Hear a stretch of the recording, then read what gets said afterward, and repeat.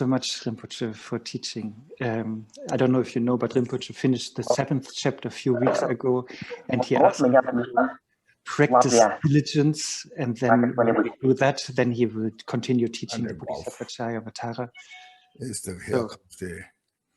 Thank you so much. Here comes the Victoria Dolma.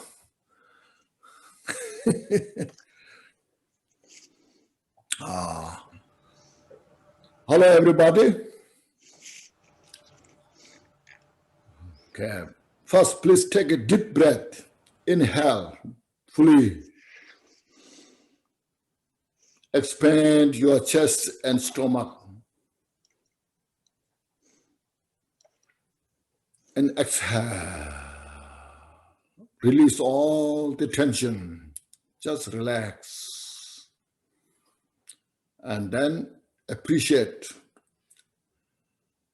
the time we got to reflect on the precious Dharma teachings. I say precious Dharma teachings means it's related to our mind.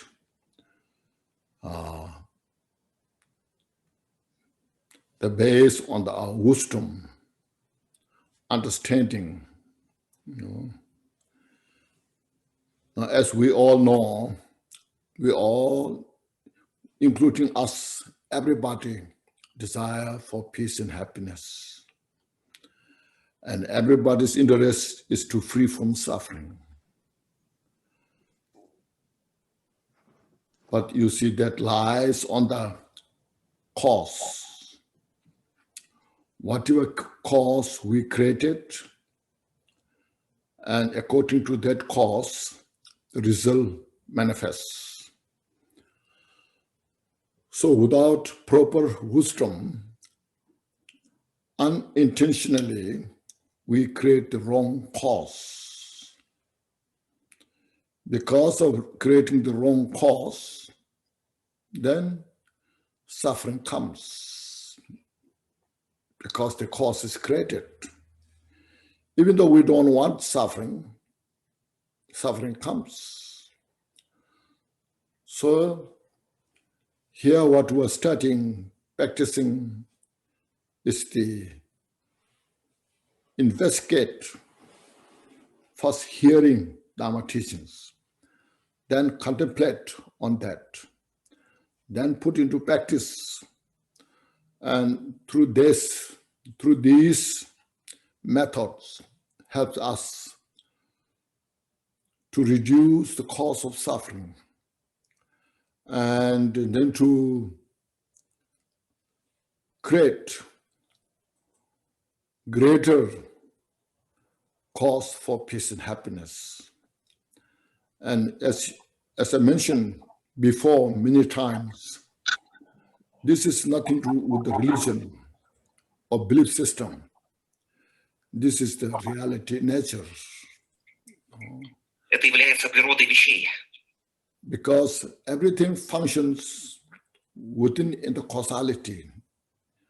In the dimension of the causality, whatever the cause we create, then the result manifests.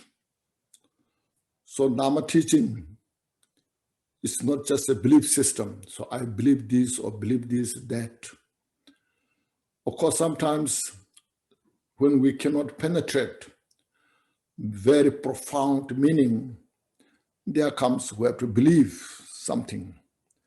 But practically, at the end, we have to understand everything.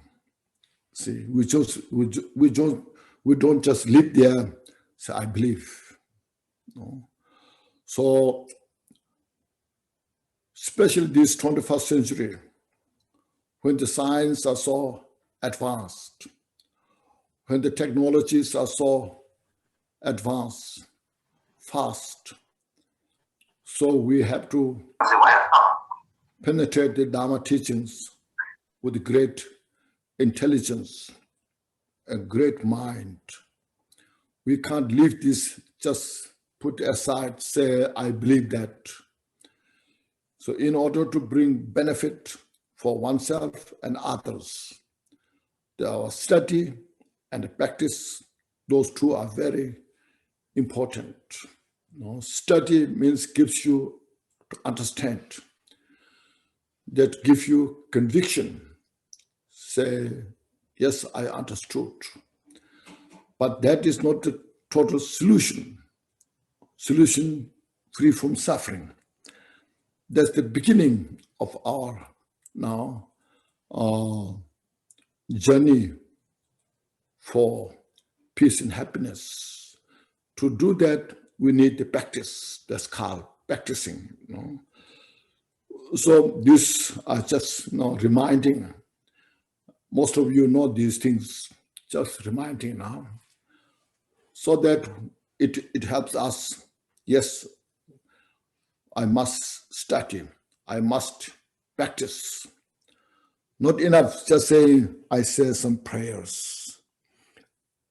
We say some prayer for world peace.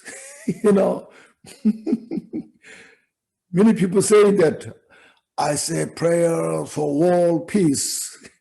Can you say us some prayers, Yes, prayers are there, but without creating the cause, then the prayer doesn't bring the result that what we want. With prayer, then we create the cause that combines together, then we can live our life in a better way. This life, next life, today, tomorrow, all this you see. So here, Shantideva's text now, as Anne mentioned, we completed the 7th chapter, which is about the diligence, perseverance.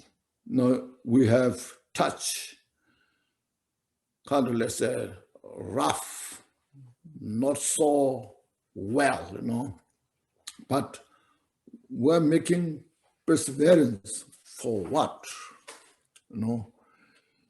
People go through great hardship to make something, like say, climbing on the mountain, Mount Everest. They risk their life. Very treacherous journey to climb on the Mount Everest. It's kind of sacrificing their life. Now you want a different view. You want him to be. So once you get there, what you get? Once you are on the top of the Mount Everest, what you get? You just say, I made it that much. You gain nothing, But they sacrifice so much, Likewise, swimming in the ocean, cycling day after day. It's very, strenuous work to get something, to learn something. So here, our practice of diligence is not from outside, but it's inside the mind. So mind is unquantifiable power. That total, the complete nature of the mind is only revealed by Buddha. Yeah. That's what it's called, Buddha. Even Bodhisattvas who are in the 10th level, they made such a great progress, but still not fully revealed. So our Nama study practice is called to train the mind, to reveal the mind. And mind is within us. I know many of you have studied, practiced Mahamudra, Dzogchen, say, oh, Dzogchen is so profound, Mahmud is so profound. So you just get it and you just done it, you know, and makes so easy, you know, just fly in the sky. But at the end, not that so easy, you see. Our inveterate propensity just continue reflecting and manifesting again and again. So that's why these teachings are so important. I'm sure you have studied the chapter 6, how to relate to the anger. All the chapter 6, the main theme is how to persecute the anger, how to purify the anger. But with connection that all the mental afflictions there as well to take care of.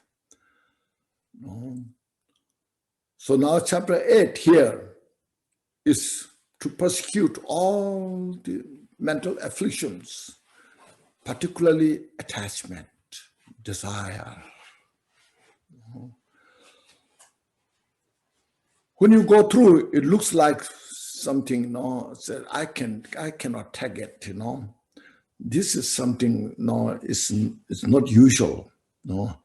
This is something unprecedented, no. Not in our normal life. How we can take it, how we can live it. We may have this kind of mental manifestations. But here, what is describing is we should have that all the mental afflictions, anger, attachment, ignorance, pride, jealousy, greed, so forth, this all need to take care. Because without taking care of these, we cannot free from suffering. And we cannot achieve Buddhahood, you see. So that's why it's not so easy, you see. Not many people can do it. Even you go to the Buddhist country, there are only few can make it. No? Because the samsara is so demanding. Our mental affliction is so kind of known, is so powerful, it's resistant. No? It will resist, you know, until we break the bone. So we have to understand this, no? So that's why first we need the Dharma teachings. See, that's why Dharma is so precious. Dharma can give us complete method, you see. It's so detailed. It talks from all the different angles. Because I mentioned the mind is so complex. It's unfathomable, you know. It's so kind of powerful. You know? So both the mind which is realized, enlightened mind is powerful. And as well, unenlightened mind is also very powerful. You know? So both confused mind, unconfused mind, both are powerful. So to take care of that confused mind, that which is so powerful, we need such kind of great wisdom. You see, without that powerful wisdom, we cannot take care of the confused mind. So through Buddha's wisdom gives us opportunity to know how to see precisely the samsaric mind create the samsara suffering, you see. So now I will read verse by verse, and I try to explain. My explanations are just touching the surface, so we should understand that. And then sometimes you may feel, oh, this is going too far, but we should understand, that our mental afflictions, as I mentioned, is so powerful as well. So that's why it called 84,000 mental afflictions. To heal that, as a remedy, Buddha talked 84,000 types of doorsteps of the teachings, Dharma. So now the chapter 8 is called meditative concentration. Okay. Here, what are the disadvantages of the samsara and how to eliminate this cause of suffering. So verse 1, cultivating diligence as just described. You see, we just last time went through this diligence, is making connection. So with the diligence, as I mentioned, also perseverance and moralities, practice of generosity, so forth, vigilance, and mindfulness. This all we went through just to practice bodhicitta. See, bodhicitta, the mind of the enlightenment. So to comprehend complete nature of the bodhicitta, then we need all those different angles, branches of the teaching, how to make the bodhicitta perfect. Because Buddha is the embodiment of bodhicitta. Buddhahood is the perfection of the practice of bodhicitta. See? Make sense? So, that's cultivating diligence as just described. In concentration or meditative concentration, I will place my mind, means now Shantideva said, I will describe what about the concentration, meditative concentration, samadhi. For those whose minds are slack and wandering, mind cannot stay in one moment. It's like a butterfly, just going everywhere. It's like a wind blowing, cannot settle. That the slack and the wandering are caught.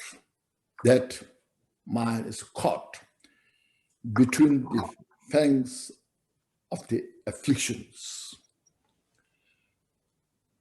When you see lion's fangs, the tiger's fangs, when any other animals are bitten on that fang, then those animals, they are killed. Because the fangs are so powerful. So here the fangs of the mental affliction is so powerful, that when these mental afflictions rise, then all our virtuous thoughts are very vulnerable. They are just persecuted. So now this is a very important point, you know.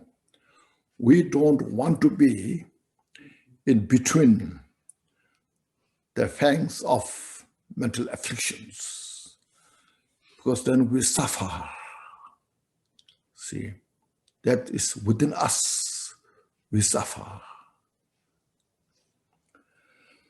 So now that's the verse 2. Verse 2. In solitude, the mind and the body are not troubled by distraction. See, now he is describing step by step how to free our mind from these mental afflictions in order to practice the samadhi, concentration. See, we cannot, I mentioned before, we cannot order the mind, like distracted minds. So I cannot order myself, go away, you know. I don't like this distracted mind. I don't like my kind of unsettled mind. No, get rid of this. I cannot order this. I need a skill how to handle this. If we forcibly subdue that mind, it's very dangerous. No. So that's why I say Buddha was so skillful. When he comes to teaching of, you see, first he just taught the Four Noble Truths. He did not mention immediately everything is empty. Everything is the idea of the Dzogchen and Mahamudra. See? But he said, we don't want suffering, but we should know the suffering. So start with the suffering, because we don't want suffering, but we don't know about the suffering. That's it, you see.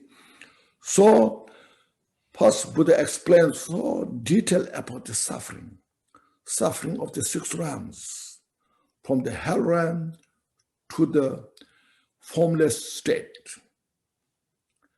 Then he said, where these sufferings are coming from, the cause of suffering, the mental afflictions, the karma. So he spoke about the detail about how the mental afflictions that creates the karma. All this. So now he said, if you don't want suffering, avoid the cause of suffering. See. Now how to? So first you say, once you take care of the cause of suffering, what you achieve, he said, nirodha, the cessation of suffering. No, the perfection state of the enlightenment. When you achieve that state, arhats or Buddhahood, it's a nirodha, the cessation of suffering. When you achieve that, then one is totally free from suffering. So once you get that, then you will say, oh yeah, I want to achieve that. How I should do this? Can I pray? Can I say some prayers? You know? So then Buddha said, follow the path. So he describes all, 37 branches of enlightenment, the 4 mindfulnesses, 4 avoidance, the 4 miraculous feet, and then the 5 power, 5 strength, and the 7th enlightened branch, and 8-fold path. So he told to follow this step by step. You see, it's a training of the mind. See. So then he gave example. You see, when you're sick, you have to understand what kind of sickness you have. That's called Neni Shejan, Neki Guni Pangchala, Dene Topja, many temperatures. There's so many different types of sickness, disease are there. So which one is you have? So you diagnose the problem. Even like headache, there's so many different types of headache. So the person who's the patient, go to doctor, so I have a headache. Then doctor will ask you all these things about the headache. No? It's not just one. Once you know the particular problem of the headache, so oh, you have this kind of problem, then doctor say to avoid that, so then doctor will give you some advices. Don't do this, don't do that, don't do that. Then the patient totally wish to free from that headache, want to achieve the total kind of healing. Now to heal that, you have to take the medicine. See? So Buddha gave that kind of example. So like that, you see, we all have to kind of know this. First, you see, in solitude, the mind and the body are not troubled by distraction. So first, you see, we have to free from the distraction. See, when the body is distracted, when the mind is distracted, and the mind is becomes so vulnerable to manifest all these different types of mental afflictions, anger, attachment, so forth. So first is aware that the body and mind should be free from the distraction. Therefore, live this holy life. So this holy life activities, all these, the 8 holy concerns, these are called the holy life. And totally abandon mental wandering. So this, therefore, live this holy life physically free from the distraction. So go to the mountain. Then say, and totally abandon mental wandering. See. Then after that, once your body is in the mountain, in the solitude, then your mind should be also isolated. Means mind should be free from all these wanderings. If the mind is not free from the wandering, body alone in the isolation in the mountain doesn't help. Your body is in the mountain, but if the mind is wandering in the world, doesn't help. No. But we need, as a condition, first the body go to the mountain, then the mind associate with that, relax with that. See, so that through these mental afflictions can reduce, can make less. You see, so this is the first beginning. Now, Shantideva was giving suggestions. So this text is written in the 8th century. No. Now 21st century. You see.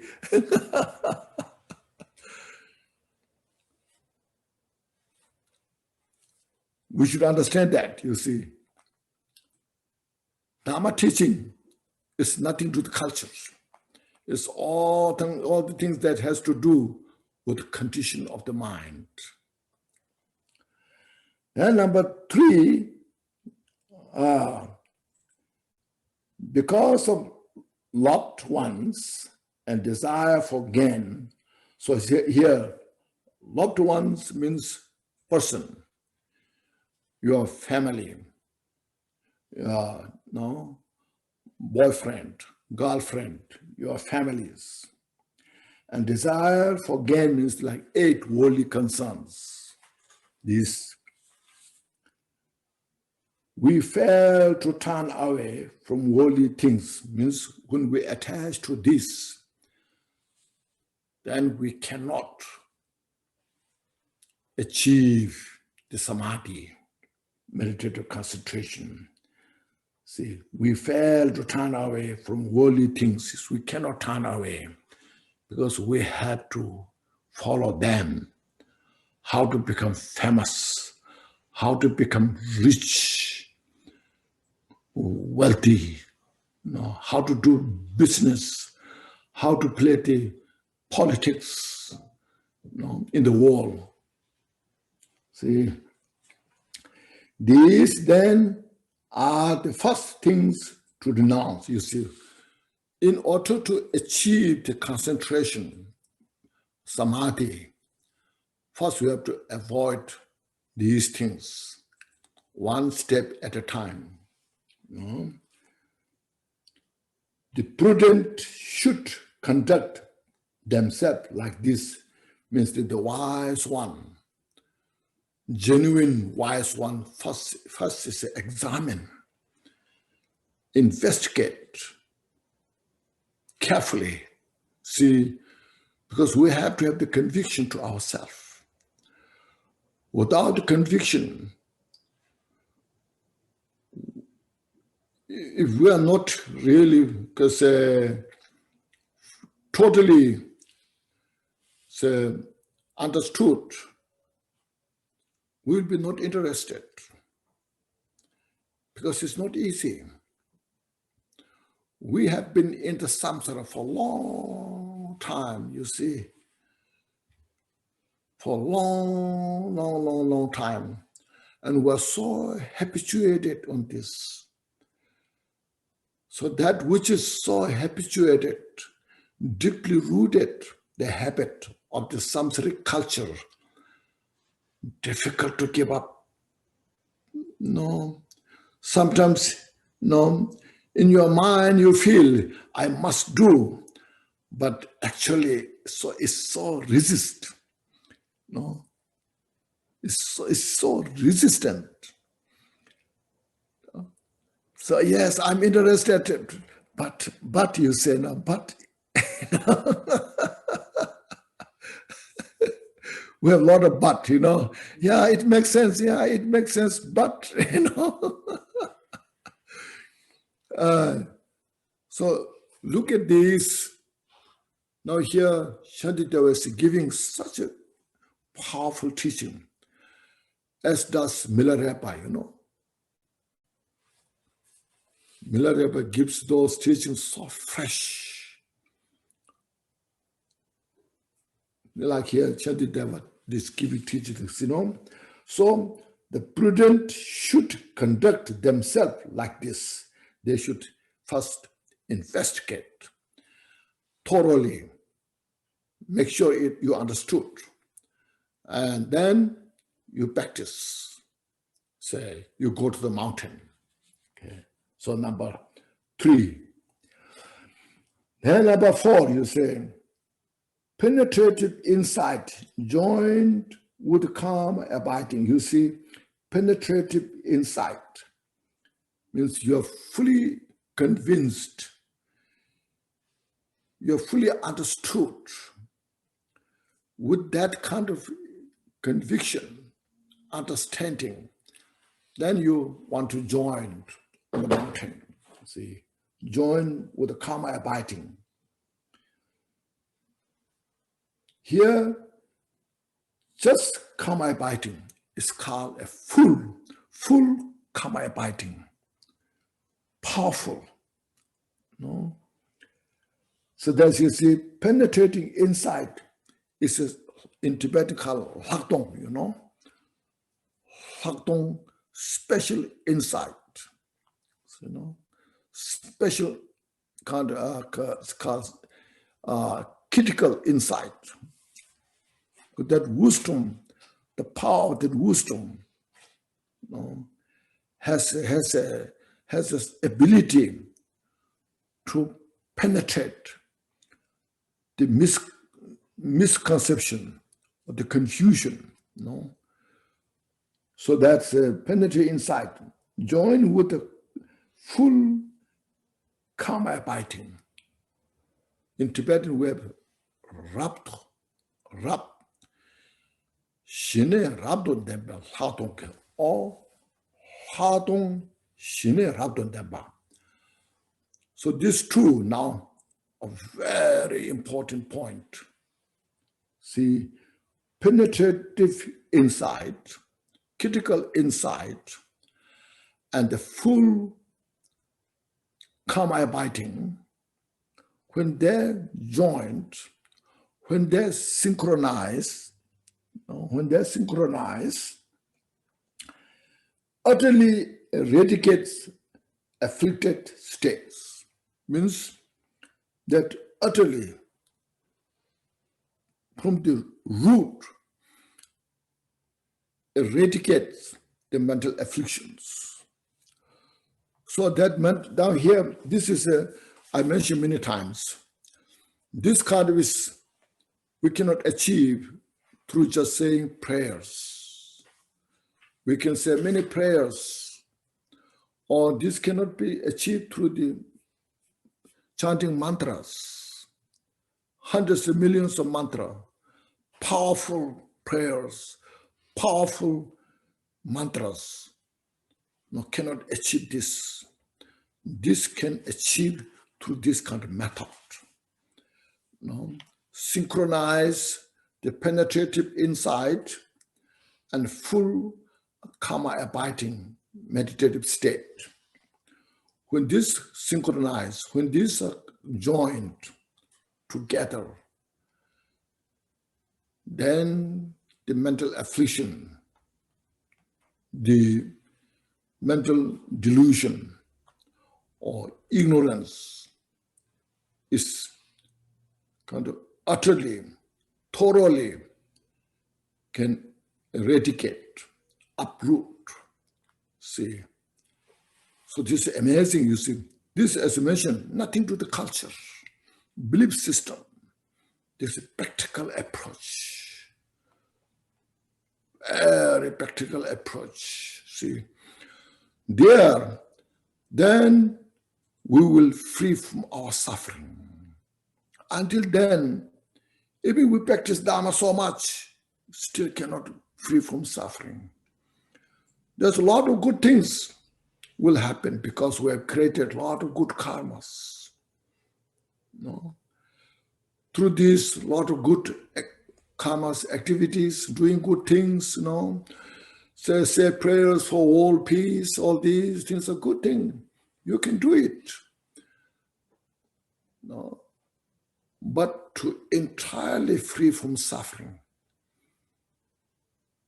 we need this method. So please get this meaning, understanding.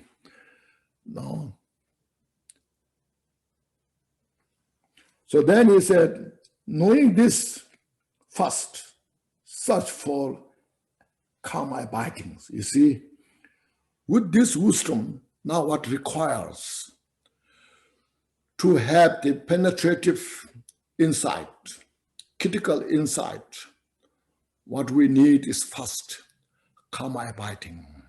See, the full karma abiding. Make sense? This is very important now. See,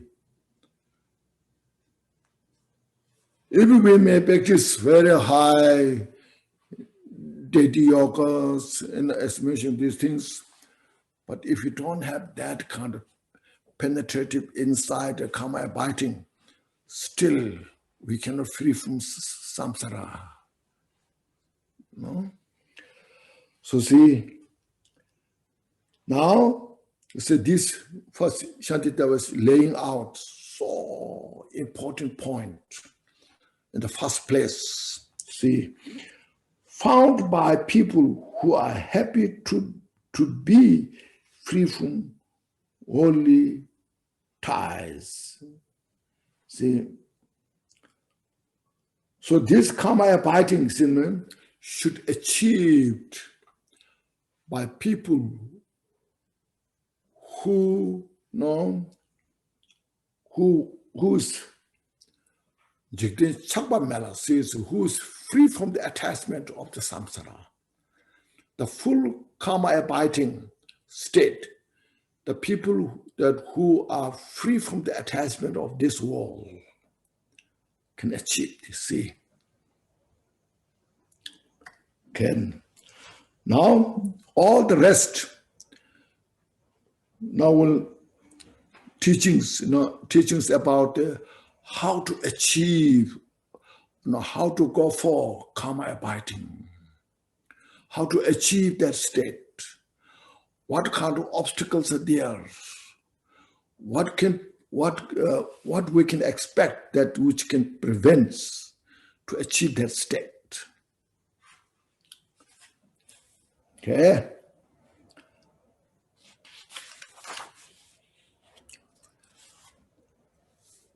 See,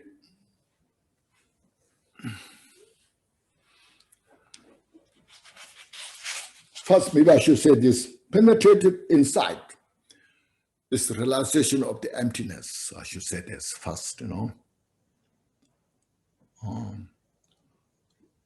wisdom of emptiness. Okay. Without the wisdom of the emptiness, we cannot eradicate, uproot mental delusions. Even we may practice kindness, compassion for eons. It's good, Even we practice, good, all the good things for eons. But we cannot free from samsara. This here making the borderline samsara and the nirvana. See how we can cross the borderline of samsara. So this is the method.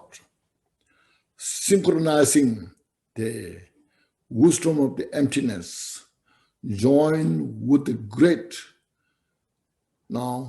karma abiding, the samadhi. So here, karma abiding is mentioned because in Tibetan, shine.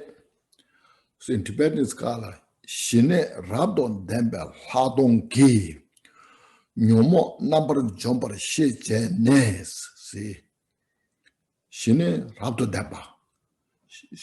Not only just karma abiding. Shine rabdon demba. That karma abiding who has a capacity to support the wisdom of emptiness. See? So we need such a powerful karma abiding. This is called Vajra-like samadhi. Have you heard of Vajra-like samadhi? Or it's called Vajra-like samadhi. Means indestructible samadhi. That indestructible samadhi then can support the wisdom of emptiness. With that without separation of this, then the mental delusion has no place to stay. That's what's called totally eradicate, utterly eradicate, uprooted. No.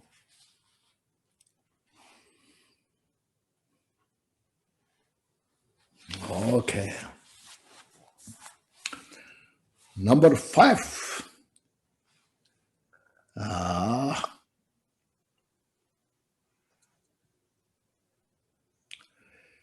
being brief. Now it's coming, how to release the attachment. See, attachment to the person, attachment to the worldly things. So they will come step by step. Being brief, ephemeral, who strongly cling to what is also transcend. See, we attach to person, like say, man to woman, woman to man. Both are impermanent. See, yourself is impermanent. The other is impermanent. That's what it's saying. Being brief, impermeable, ephemeral. See, very instant. Who strongly cling to what is also transcend, impermanent. We attach, the person who is attached, and then person who is attaching, both are impermanent, illusory nature.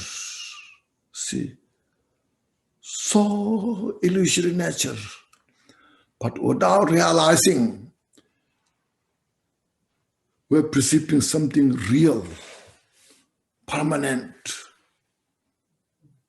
See, and see, meta sushi medala teneyanda chabarkis. See, will catch no glimpse of those they love for many thousands of their future life. So I have to see the Tibetan. If I see the Tibetan, I can explain it better.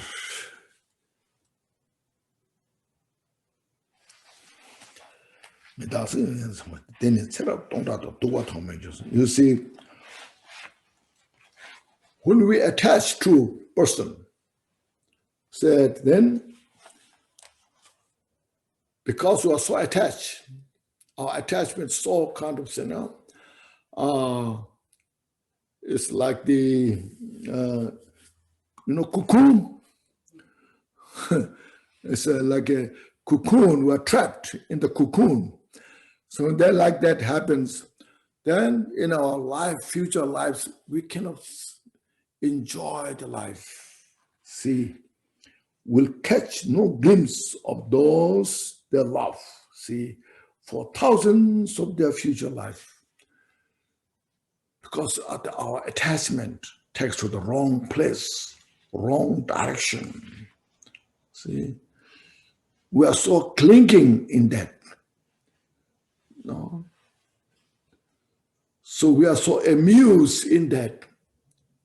And we're so confused with that in the reality nature.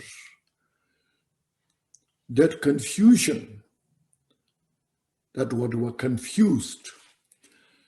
And through that delusion, then we cannot enjoy our life. The suffering is bound to come life after life. So see, you have to release that. Now this will explain step by step more and more, you see. So I hope I'm explaining enough. Here, these sometimes, oh yeah, it's just good. So I hope I'm explaining good enough. So you have to understand. Here now I have to, I have to have some kind of courage to explain this directly. See, a lot of our great teachers, they will teach you the anger is bad, anger is bad. They will not so much teach you the attachment is bad, because it's very sensitive,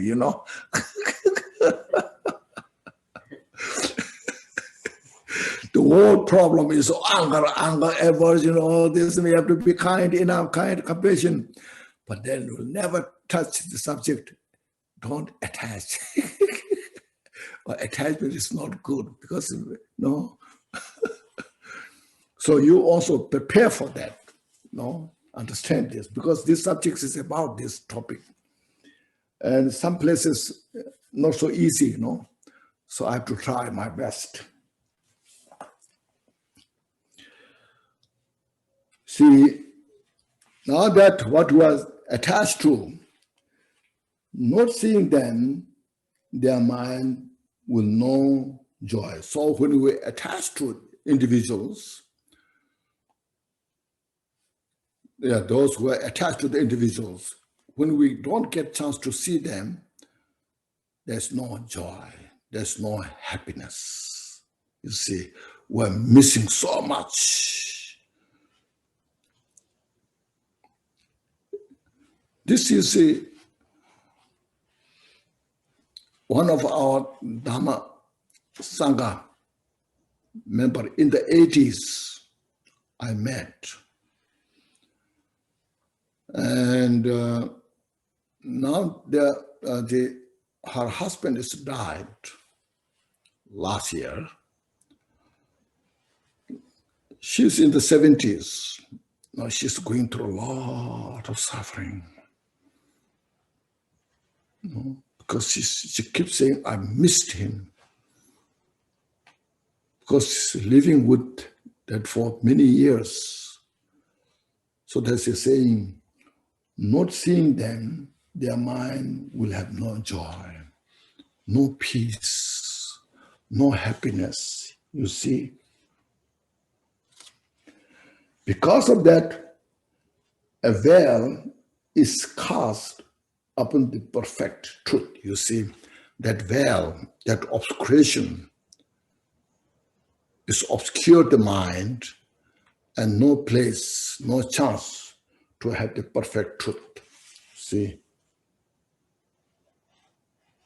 Cannot place the mind in the right position because fully occupied by this obscuration.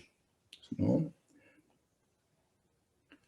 Then wholesome disillusion. To free from samsara, we have to have renunciation. Renounce the samsara, that's what it's called. Means no attachment to samsara. But when you have this kind of condition, say the wholesome disillusion melts away. That renunciation, the mind will destroy by this because you're so attached to it. When you renounce this, there's no attachment because you renounce. See? It's not that you don't want, but because I mentioned our habit, you see. The habit is taking us back to the spot where the suffering is.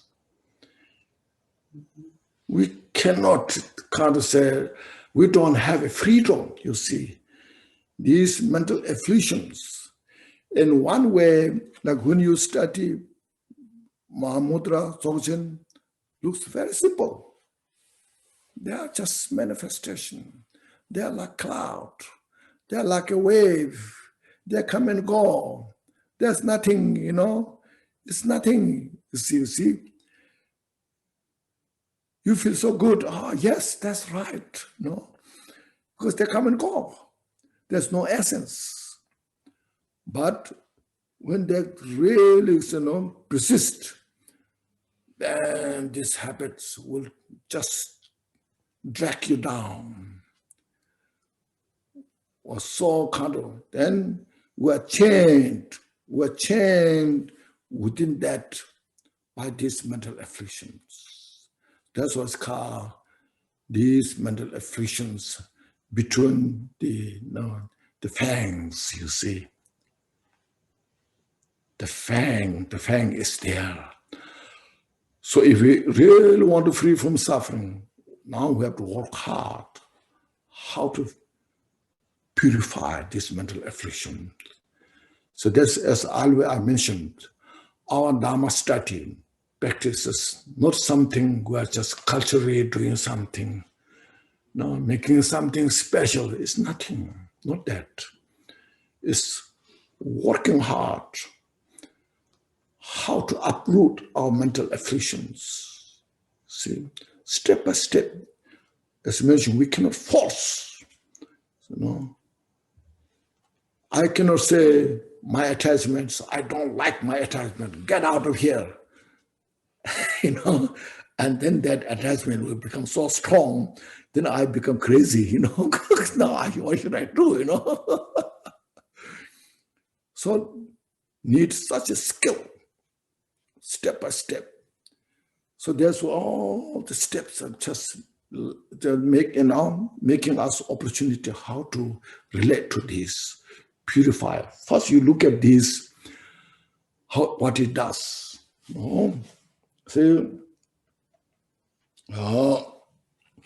Then he said, you see, but even if they they therefore will not rest in equanimity. So, not seeing them, their mind will have no joy. They therefore will not rest in equanimity. See, then we cannot rest our mind in equanimity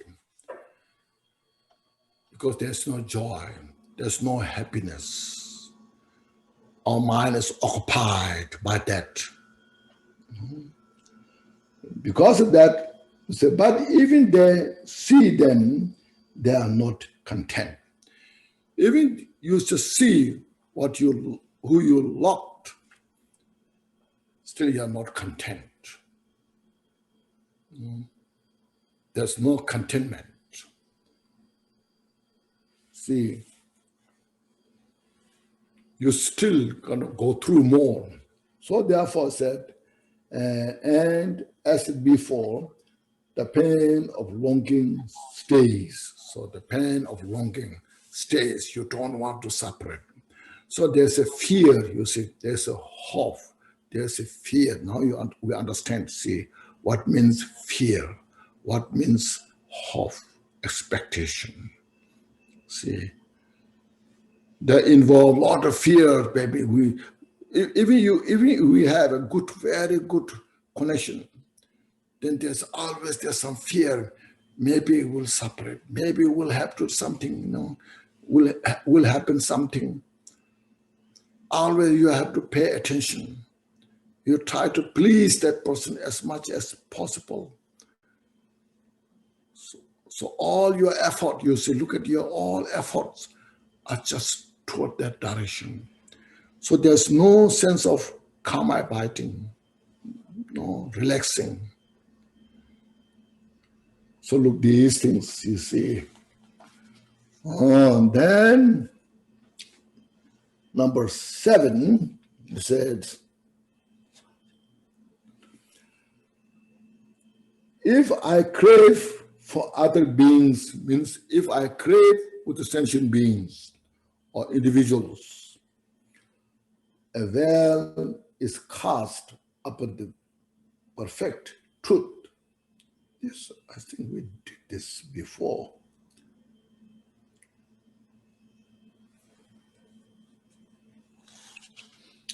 Anyhow, yes, here, anywhere.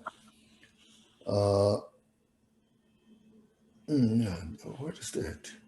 Yes, I read a number. Says, yes. Wholesome delusion melts away. And finally, there comes the sting of pain. You see. Then, you see, at the end of the day, then one is not free from suffering. It's basically saying finally means because of that attachment, finally there comes the sting of the pain. See? At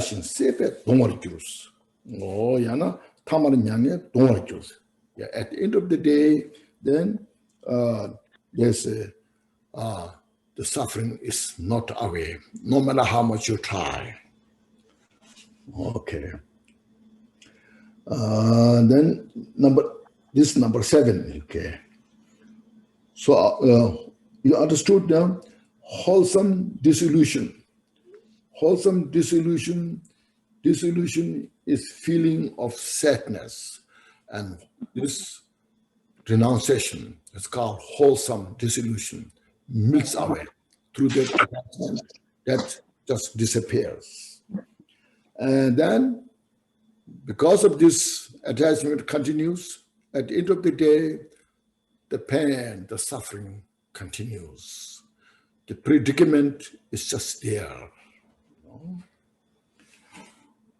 And number 8, you see, number 8, my thoughts are all for them, and thus my life is filtered by my family and friends, all change and pass, for whom the changeless Dharma is cast out. See, so earlier mentioned, all my attention goes there, to whom I loved, to whom I attached to. See, so my thoughts are all for them, and thus my life is treacherous. Just I wasted my life for no special purpose, just only to satisfy my attachment. I work so hard, but that never get the satisfaction. Always just, I'm enslaved by this. So my family, say my friends, all change paths. See, they are impermanent. See, sometimes we separate, divorce, or sometimes they die. Anyhow, they are all impermanent. See, but I put all my energy into that, how to protect, how to keep them alive, fresh. My whole entire life, you see. Then what that happened is, see, the changeless Dharma is cast out. This changeless Dharma,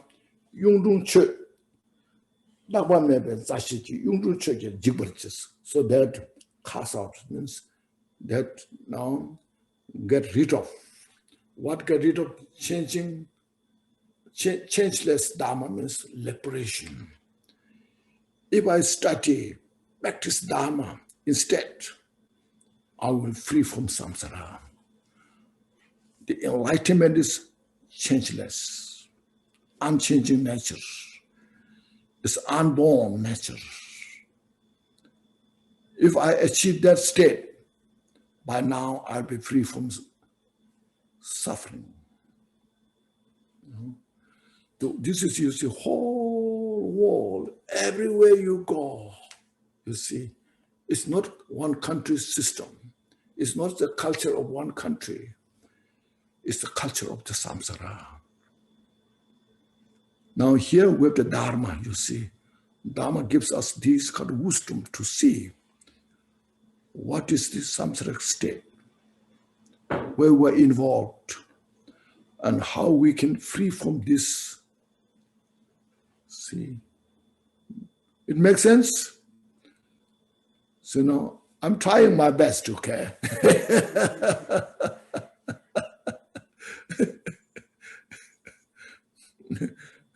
You have to show your also capacity of the mind to penetrate,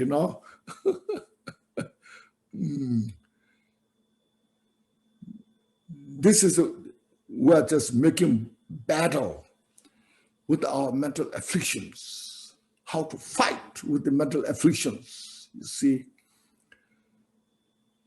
Up until now, we are just enslaved by these mental afflictions, see, and we suffer.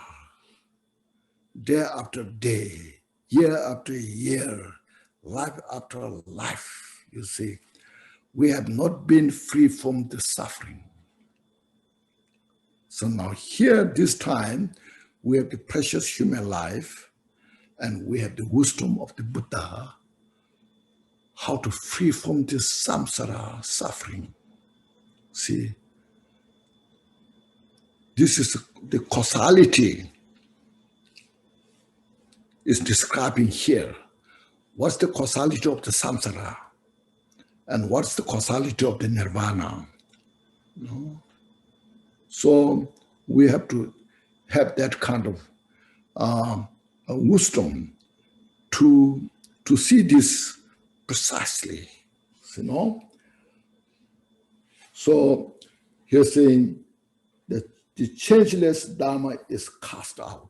So I got rid of the opportunity to achieve the liberation, free from samsara, the nature of the emptiness, wisdom.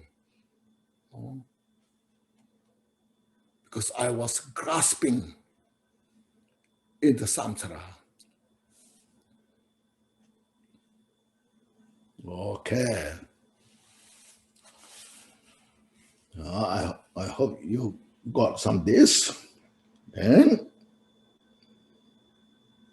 see, now number 9, you see, for if I act like childish beings, means here childish means samsaric being.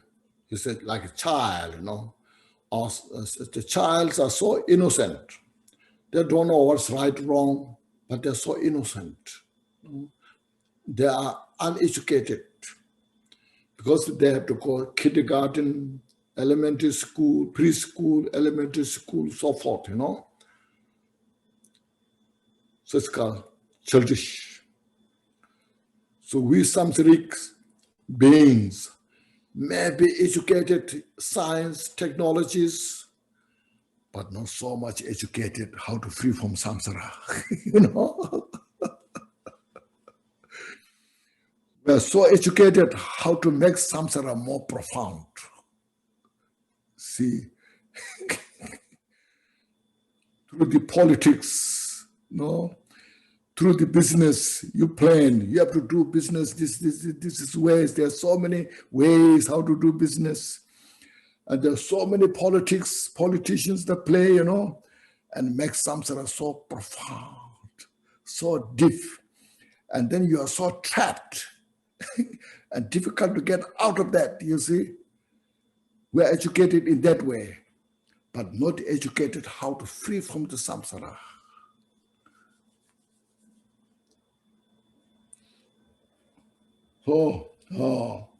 So for if I act like childish beings, sure it is that I shall fall to evil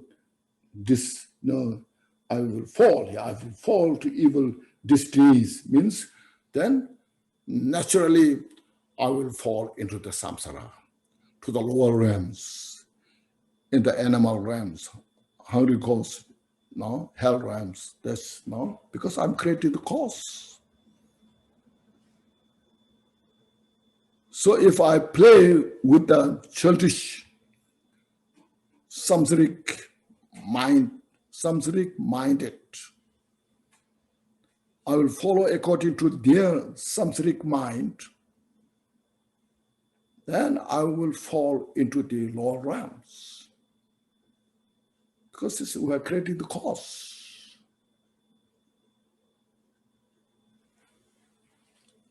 Oh.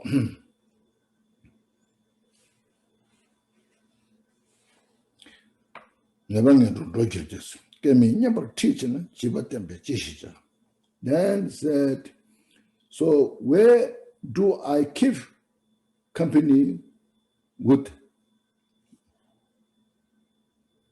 the infant who lead me to a state so far from virtue?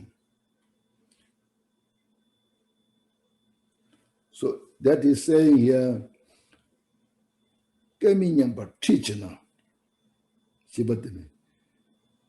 So why I keep company with infant means if I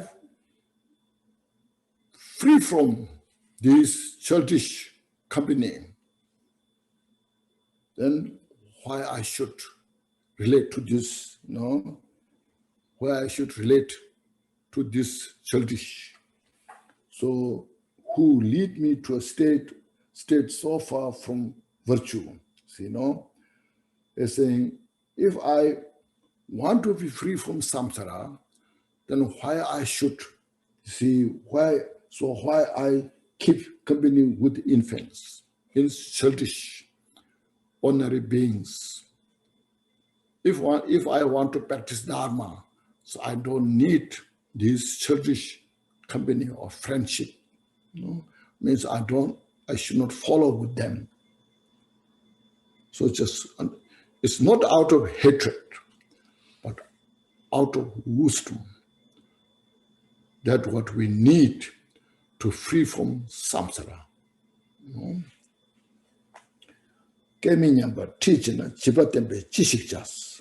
See, so why do I keep company with the infants who lead me to the state far from virtue?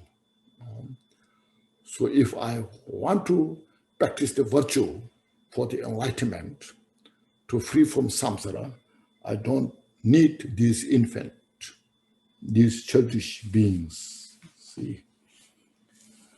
Then number 10, now he is talking about this, our samsaric childish beings, ordinary people.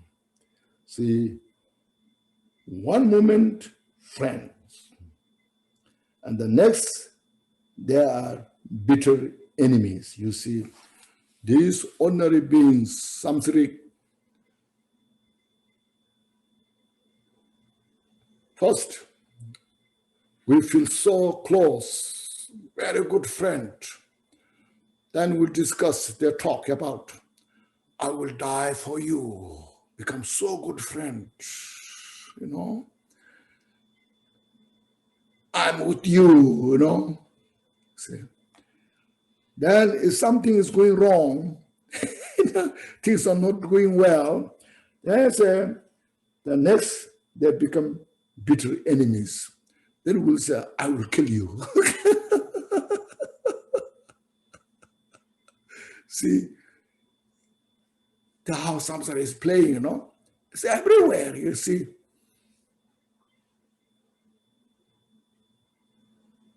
All over the world. Doesn't matter what kind of religion you believe, what kind of culture you have, what kind of language they speak, what kind of clothes they wear, what kind of food they eat, but the mental afflictions, you see, shared by everybody same. So that's how Buddha's teaching is so precious. You look at this,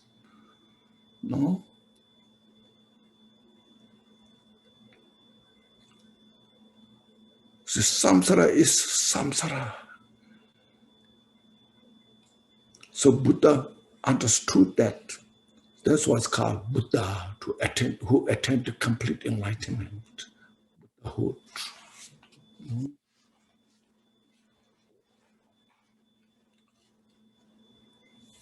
See, other day I was invited to give a talk, sectarian and non-sectarians, So I spoke about these things so much. I didn't say sectarian, non-sectarian, because sectarian made by the mind, non-sectarian is made by the mind, and we need such a wisdom how to practice the non-sectarian. Politically, you may have a lot of papers. So this is the way how to be non-sectarian. This is the way how to free from the sectarians. But if mentally not prepared, there's no solution.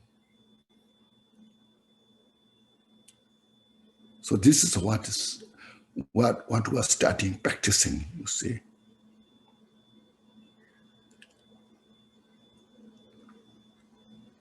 That's why we should admire Buddha's wisdom. You know?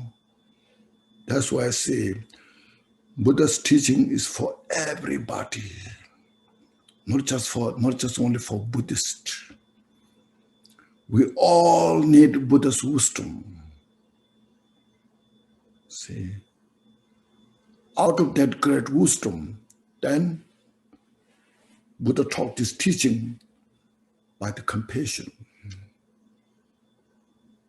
Because sentient beings, the samsaras, are desperate. And they don't know, you see.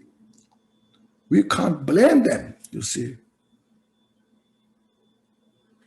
Instead of blaming them, we have the responsibility to share this wisdom.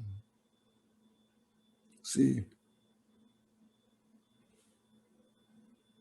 Because we're saying prayers, may all sentient beings have happiness and causes of happiness. See?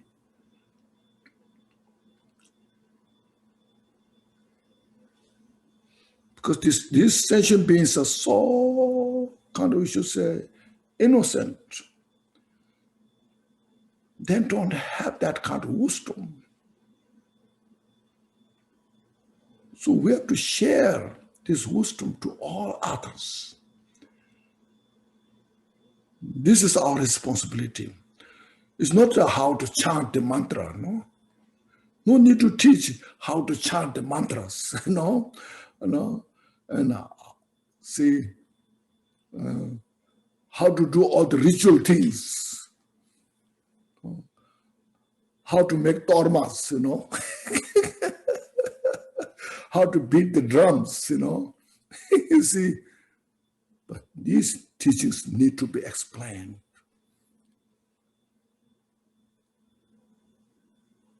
If we explain this way, then teaching will remain in the samsara for a long time. But if we teach how to chant the mantra, beat the drums, you know, it may not stay too long, you know. Then they will say, I have no time to beat the drum, you know.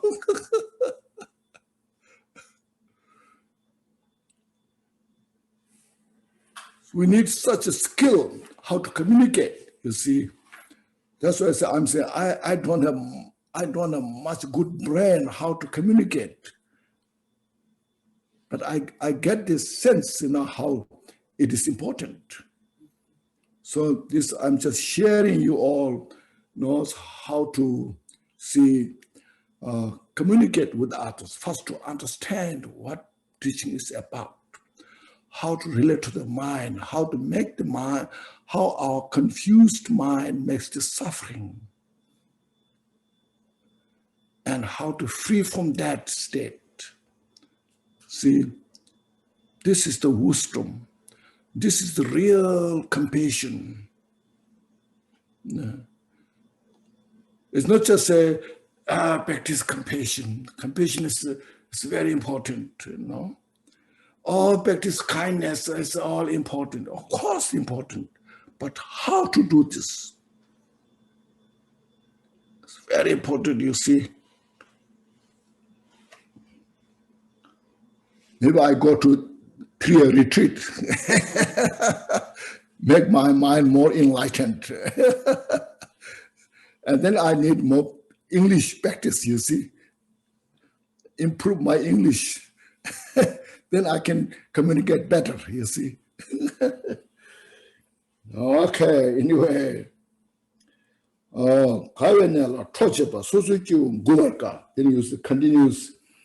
Even pleasant things arouse their discontent, you see. You talk, if these ordinary people, confused, afflicted mind, individuals, even you talk about the Dharma, they will disagree. So just put this aside. They are not content. See, they're discontent. So say, no, even pleasant things arose, they're discontent. They're the discontentment. Ordinary people, it is hard to please them. You know, it is very hard to please them because they think their way is the right. All the others are wrong. They will prove that, you know. But we have to have such a nerve, courage, you know, skill, you know, to play these activities wisely, with wisdom, with compassion. Then everybody has opportunity. Slowly, slowly, because everyone has Buddha nature, you see. We should understand that. Everyone has a Buddha nature. Means everyone has an opportunity. Sooner or later, it's just a matter of time. So we understand this point and then first practice ourselves. That's very important. Ourselves put into practice, get the benefit, see, full, and then appreciate, rejoice ourselves. And then you can help others, you see. And number 11, you see, beneficial words and they resent it, you see. According to the meaning of the Dharma, you share your wisdom. No? So avoid this non-virtue.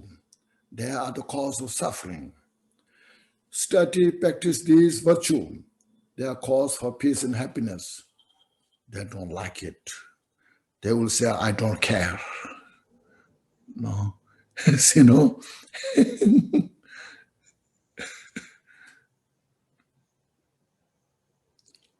They resent your wisdom. No. Then sometimes they may say, you are so smart, you know.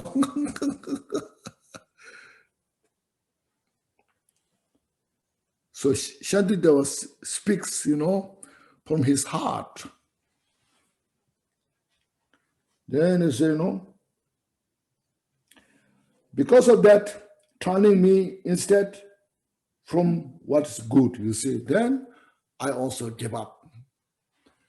I try my best, but they're not listening. I try to please them. I love them. I attach them, and I try my best, but they are just not accepting my suggestions, my advice. So they turn you away, you know, turning me instead from what is good, instead of following, you know, what I said. And when I close my ears to what they say, so it means if I don't listen what they say, no, so if I say, oh, this is not good, you know, this is not right, this is a mistake. And what they do, their anger makes them fall to the lower realms. Then they are so upset, they are angry, they throw things away. And because of their anger, their resentment, then that creates the karma. They fall to the lower realm. See? Then you feel, oh, I'm the cause. They fall in the lower realm. So it's a dilemma, you see. Something is not easy, you see.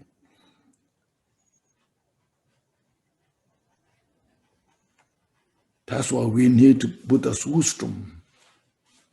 See? So we need a nerve, follow the path. We need such a great courage, the wisdom, to follow to uproot this deeply rooted habit. Ourselves have that habit, no? Propensity, it's called the propensity, is deeply rooted, and we need such a courage, dedication to uproot this.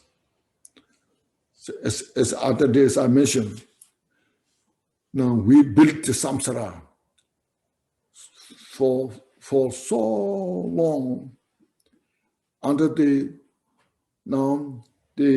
umbrella of the delusion.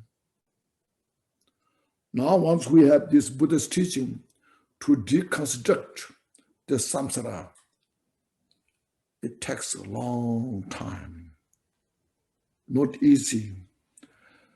That's why I say Milarepa, he went through such a great hardship.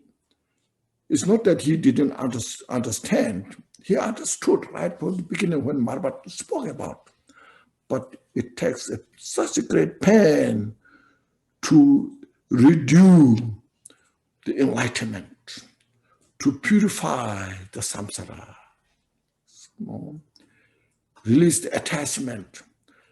As the other day I mentioned, I love my breakfast. You see, I want to have a really nice breakfast, and I'm so attached to it. When I don't get it, I'm not happy, you know. See, if I don't get that kind of breakfast that I'm eating, then I'll be angry, you know. It's because of my bad habit. So somehow I have to work hard to purify my habit, you see.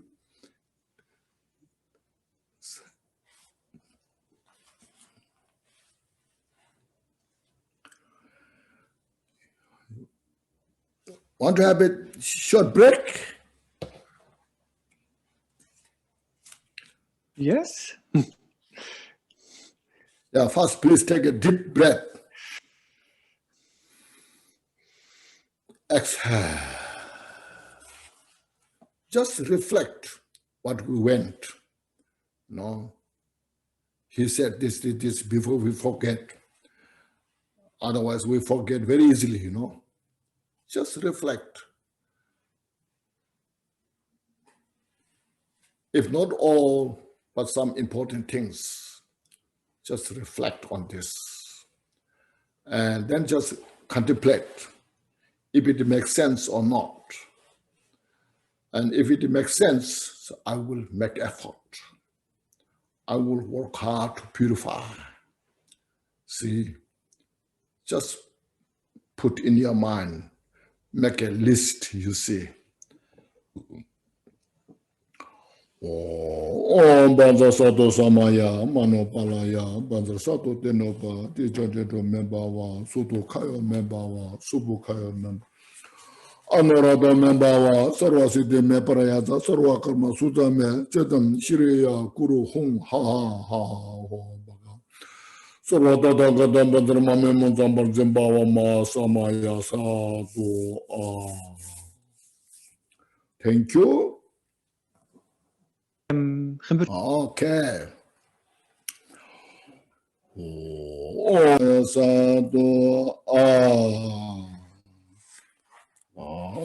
Okay.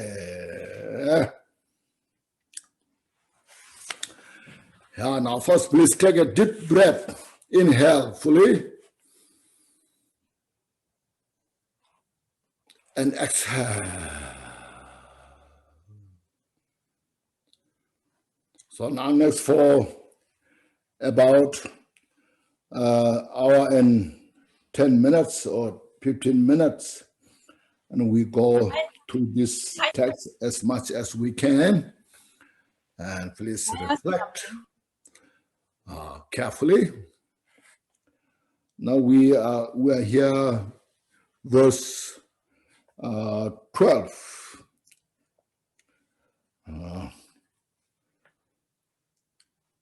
Now in the 12, what is said is, jealous of superior, they weigh with the equal. Why they're with the equal? Proud to those below, they stood when praise. Say something untoward, they sit with the rage. What good was ever had from childish folks, you see. So this now, who have no wisdom of the Dharma, they're totally who's sink in the samsara.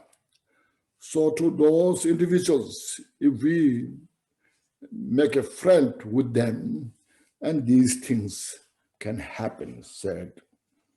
When these childish, no wisdom, we kind of follow with them.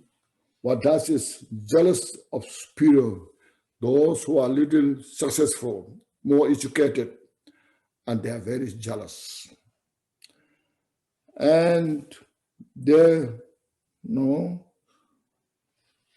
they envy, when we're envy or say competitive with the equal, when we're so equal in the society, and they always complain, even though they're equal, but something's wrong with that, there's this, And then if they are a little more successful or more wealth, they feel proud.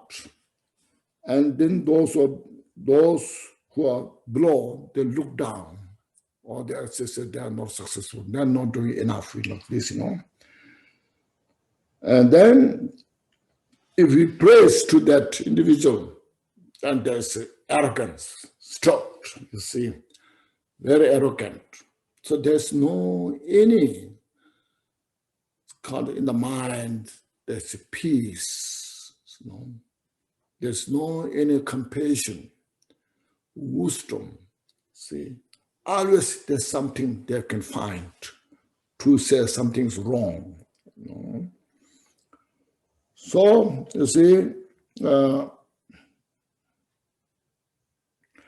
if we say something, they're making mistake, then they are rage, they are angry, So, say something untoward, say this is not right, unpleasant words, they are angry, they are resentful. So in such a condition said, what good was ever had from childish folks, you see? How I can benefit this way? This is the real nature of the samsara. If you praise, they think they are so, instead of appreciating, they think they are so kind of highly accomplished. They think they are so accomplished. They look down at others. And if you say direct what their nature is, and they are resentful. So there's no any kind of way how to please them. So look at this nature. This is a samsara. So we just know from the distance you see this. Instead of we discourage. So we know how to relate to this. We have to prepare that we cannot please them. So like this, so this Buddha's wisdom gives us opportunity to see things, nature of the samsara, not judging them, not being prejudiced them, but this is the reality of the samsara. Look at this. And then we appreciate the Buddha's teaching, the wisdom Buddha taught. The Buddha taught us not to judge anybody, not to be prejudiced anybody, but relate to the conditions carefully. Not hurt yourself, not hurt others. See.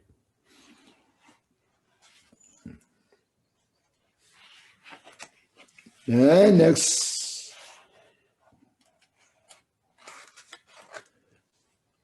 Number 13.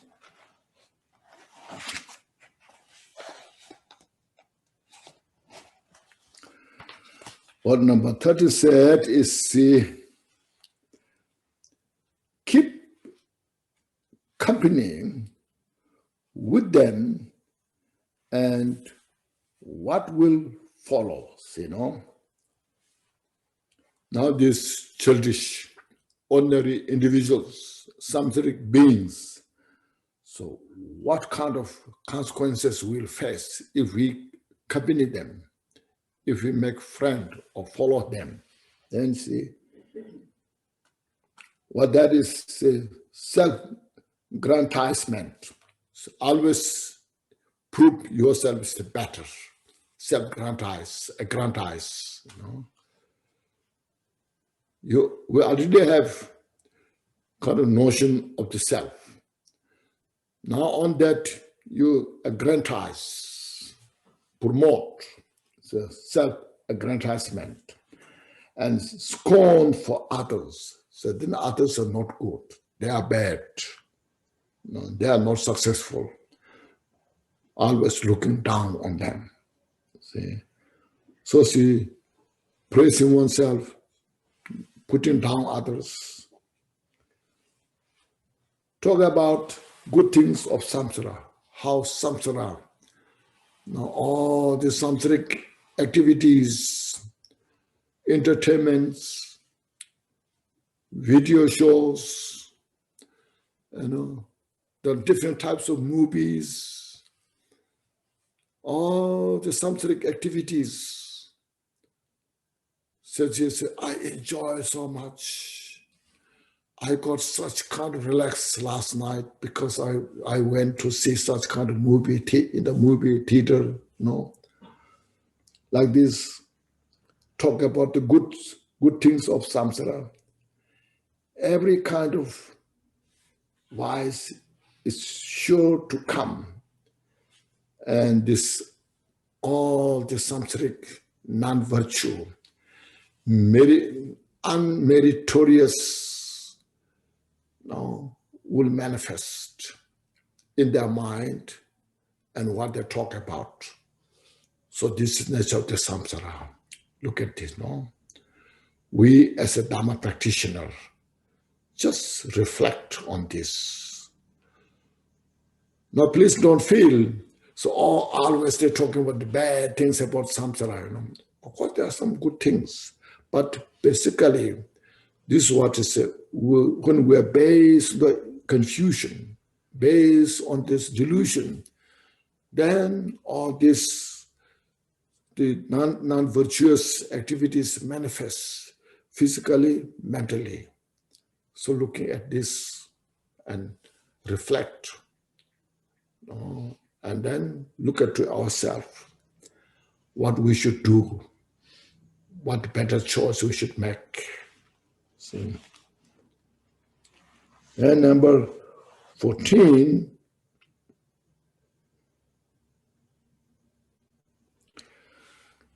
I said here,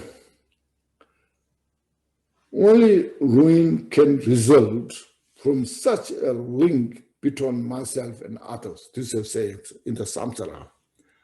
Ordinary people, samsaric beings, childish.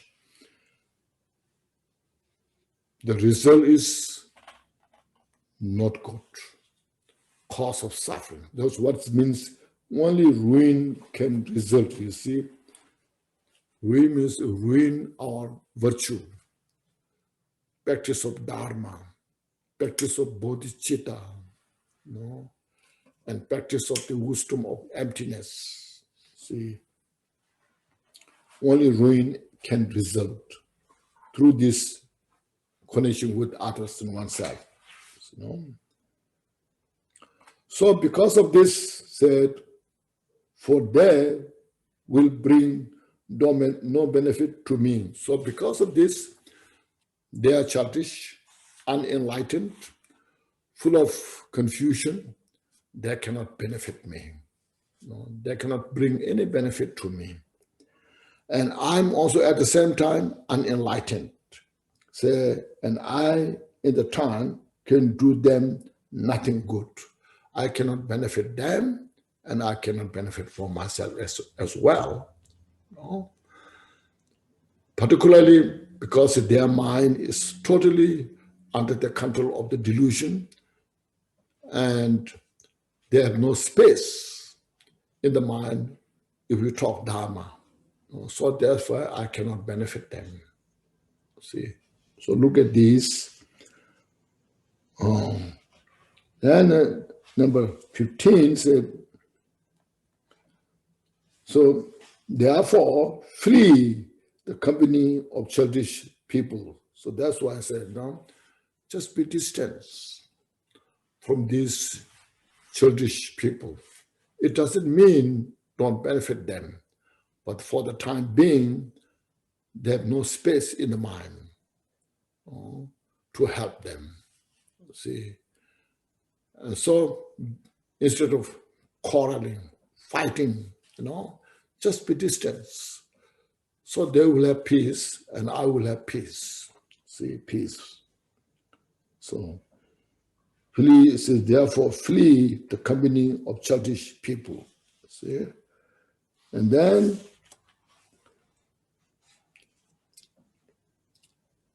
greet them when you meet with smile.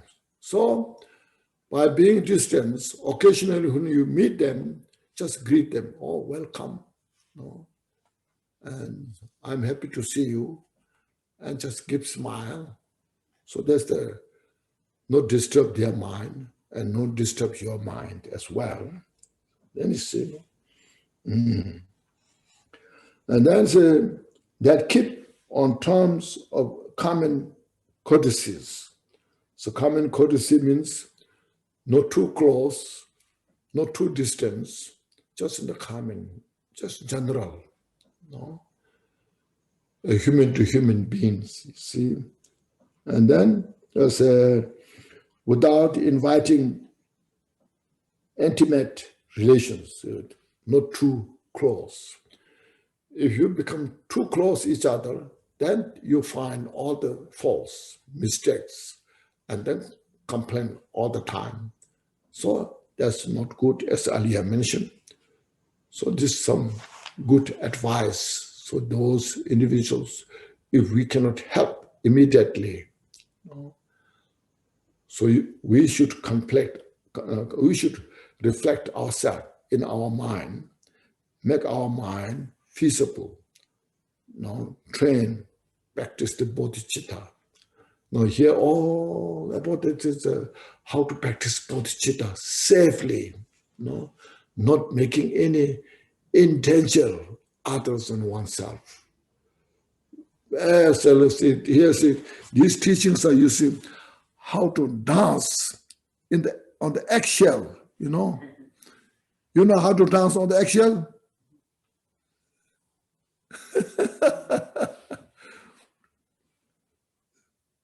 This is very precious, you see.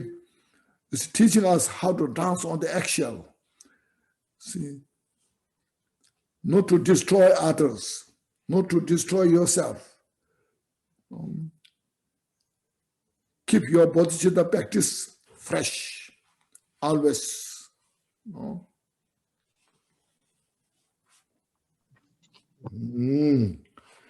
Now yes, giving an example how to do these things. Number 16, verse 16. Like bees that get their honey from the flowers, take only what will serve the practice of the Dharma. You see, the bee honey, they go around the flowers, wherever they are, sip the juice, the ambrosia. No? They sip the ambrosia from the flowers, but they don't hurt the flower. No? See, they keep the flower fresh, not hurting. So likewise, you see, say, take only what will serve the practice of Dharma. So just look at what it helps me to my practice of Dharma. How to improve my Dharma practice. See, not hurting them. When they express anything, just say thank you. And just act accordingly, as earlier mentioned. Then you see here, treat everyone like new acquaintances. See, like you met a new person. Something like you don't know, such a no. Oh, hello, how are you? Hope you are doing well. Just just make the fresh. Nothing something that I know you before, or these things. And so then keep yourself from closely familiarity. You see, just be distance, and that's very good. Otherwise, first you become so close, good friend each other, as earlier mentioned. So I can die for you, become so close, and you are the only one in my life. Then after some time, you fight each other, and then say, I will kill you, So this is too extreme, you see. So very careful. This what is working in your mind. Release the so kind of grasping the mind. Mind is so grasping, fixated. So purify that. Basically, it's teaching how to purify our mind. How to see things, everything's impermanent. Everything's a play of the impermanence. Everything's a play of the karma. Play of our reflection. Nothing is so fixed. They come and go. See, always watch your mind, protect your mind. Make your mind wise on the wisdom of the Buddha, the causality, practice of the compassion, bodhicitta, the relative bodhicitta, the absolute bodhicitta. Practice those. It's not suggesting you should do this always. There are some who we should do this way. So that helps other ones and helps to yourself as well. So look at these and practice the Dharma.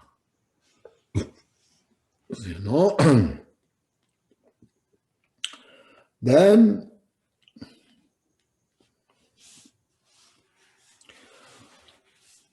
next is the eight worldly concern. Verse 17, see. Oh, I'm rich and well respected, you see. I have a lot of wealth. So because of this wealth, a lot of people coming to see me, say hello. And because of this, I'm so well respected. So we are so attached to my wealth, and I'm so attached to the when the people respect me, people honor you, you know. So that's why I say lots of people take delight in me. Many people, they come to me, they praise me, how beautiful you are, how good you are, you know. And I'm consumed by this delightfulness. And see, if I'm consumed by these conditions, being rich, well respected, and people take delight at you, all this, let's say, nourish such complacency and later. So if I have that kind of arrogance, pride, what happens later? After death, your fears will start. Even not after, at the time of death. Then after death means, because first of all, connection to this, my wealth, my attachment to the well-respected, I created such a kind of karma, cause, through this emotion and the activities, and there's a lot of fear. See, at the time of death, I have so much attachment to this all. Now you are dying by yourself. We cannot take a penny with us. No matter how much we have, millions and billions, all this I have to leave behind. No. But I'm consumed by this attachment. I'm in the midst of all this wealth. Now I know I'm going, living, even my body that I cherished. I cherish my body so much. I spend so much my energy to this body. Including this, I have to leave behind. How much fear is there? How much suffering is there, you see? So now please, now again, reflect. I'm not saying, so Shantideva is not saying everything's bad, but our mental affliction, our mental confusion, is here not saying it's bad thing you become rich. It's not saying that, not suggesting that, but attachment to this. See, I'm so rich. And you manipulate your wealth, giving suffering to others. So these things are said not good. See, there are some great Bodhisattvas who are so wealthy, who are like the monarch of the whole continent. But that Bodhisattva, they utilize it for the welfare of the people of that continent. Use wealth to share with others, those who need. So you see, wealth is neither good nor bad, but attachment to this is, instead of getting benefit, we get suffering. See, make sense? So we have to understand. Sometimes Buddhists, they're talking so negative, wealth is not good, family is not good, So, you see, not saying that, If you become famous, wonderful, But you can use that to help others, to promote our bodhicitta, see, to bring. So that's why, the practice of generosity. From the 6th paramita, first is the practice of generosity. You practice generosity. Not only giving wealth, sharing the skill, sharing the wisdom, sharing your compassion, you see. That's why there comes the giving the fearlessness, giving wisdom. There's so many things, you see. So otherwise you may think, oh, Buddhist is so negative, so to become rich is so bad, you know.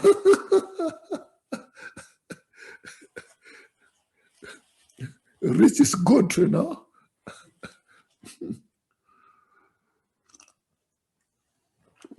But don't attach so much, okay? That doesn't bring the benefit that what we wanted, what we need, no?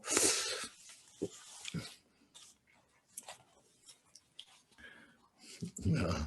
So, because I have to negotiate a little bit.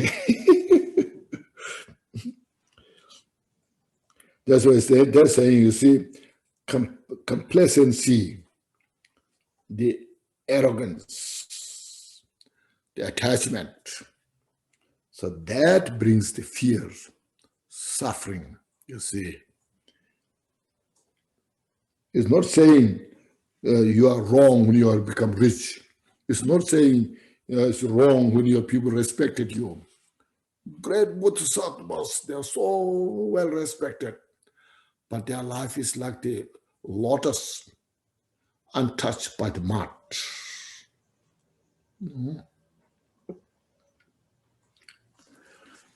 Okay, then. Number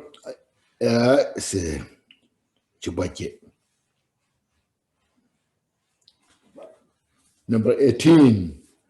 Now he is saying exactly, indeed, a foolish and afflicted mind. So you see, foolish means ignorant, stupid mind, and afflicted, all other attachment, jealous, aversion, those afflicted mind. See, you want and curve for all and everything. See, the stupid mind, the foolish mind, the afflicted mind, you want, you crave. So you crave all things there. You want to take over all this by yourself, without other sharing. So that brings the suffering. See, all this together will rise up. You see, what rise up as pain itself increase 1,000-fold. So this you see, not only this suffering life after life. See, there's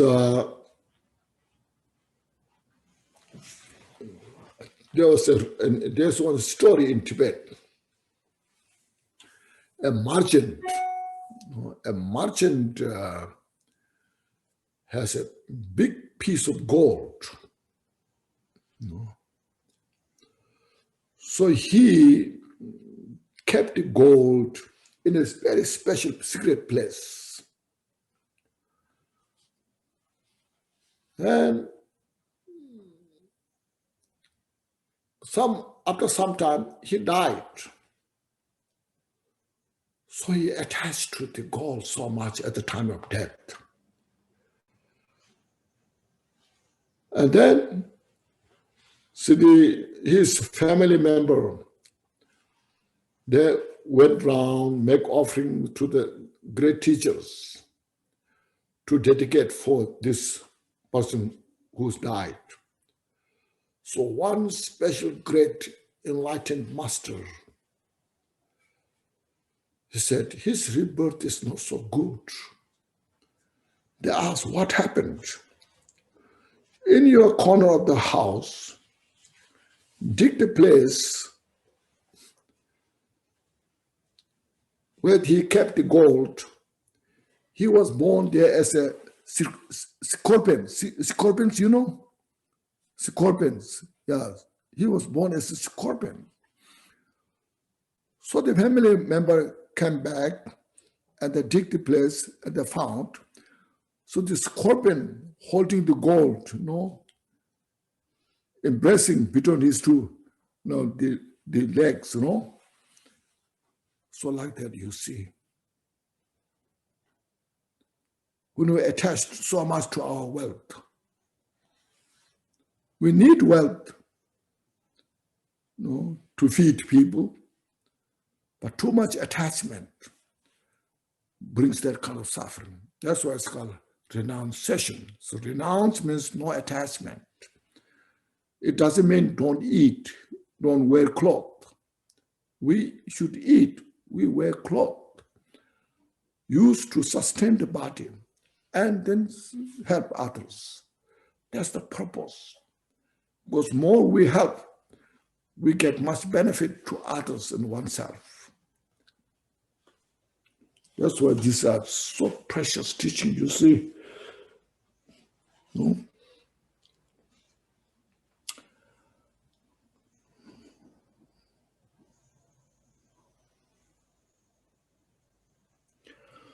So here, that's why I'm saying as pain itself increase 1,000-fold. You see, the attachment that brings the suffering, this life, next life, life after life, life after life. See. So to release attachment is not easy. No. It persists, you know. So we need such a kind of awareness, mindfulness, step by step to follow, purify. No. So there's no magic, see. Sometimes you may say, we know, no, I know, we all know. So this emptiness, Mahamudra, Dzogchen teachings, so powerful. Yes, they are powerful, as mentioned, but our mental affliction, sometimes they are more powerful. No, when some difficulty things happen, if you practice emptiness, it doesn't work, you know. Because emptiness is just intellectual out there, and the pain is so real here, you know. That is, we say, it doesn't work. What should I do? Dharma is not working. Dharma is working, you see. That's why we have to try all different methods, you see. That's why first impermanence is very powerful. Sometimes reflecting on the impermanence is more powerful than emptiness. See? Oh. Sometimes reflect on the suffering of the sentient beings are more powerful. Looking at the suffering, it makes your mind chilly. Oh, you know, there's such individual suffering, so then it just moves your heart. You know? And that brings the real great wisdom, great compassion, you see. So you have to try all these different methods to move your mind. Then you see, oh, this everything's impermanence. Who knows what will happen? No. I must practice Dharma. No. Helps us, then you really know, mind follows Dharma. Then you see there's nothing else exists to really get benefit besides the Dharma. Dharma is the only solution, see. So look at this, and we just follow the path, step by step, you see. Yes, so look at this, and our mind becomes more far-sighted, and then we release our attachment, grasping the pernicious, the pernicious attachment. It's not easy to handle. It's so kind of pernicious. It's convincing us, and then doesn't allow to free ourselves, So look at this, and the Dharma teachings. You look at all this different way.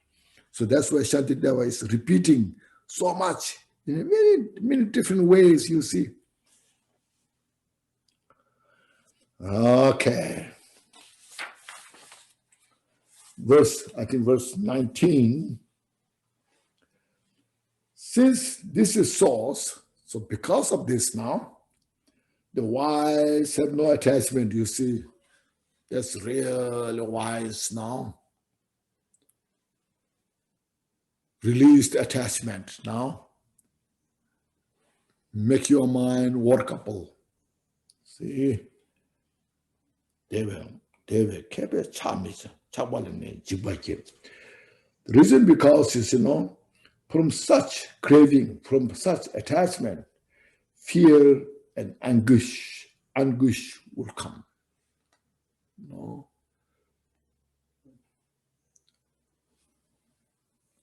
I know, you see, just for example, like a house. I want a really good house, and I work hard. And then somehow I manage. I got a really good house. Now I'm so attached to my house,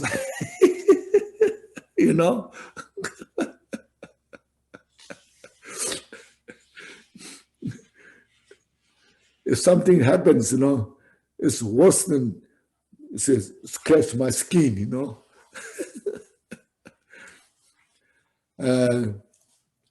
Likewise, car. I was telling the car, some young people, they want to have really sport car. Very expensive, very fast, very elegant. They're dreaming so much that after some time, they make every effort. They work hard, or their parents, when they're rich, they pay or something. And anyhow, they got the car. And they go to car dealer, and the dealer will give you the key. As soon as the key in your hand, you got the key, and you are enlightened. Say, oh, now I got the car. You feel so happy, You jump in the air, you see. You call your friends, all this, your family members. I got the car, the key. I really got the key in my hand, And then you start driving the car because your car is so expensive and you're so attached to that. And then suffering starts there. You see?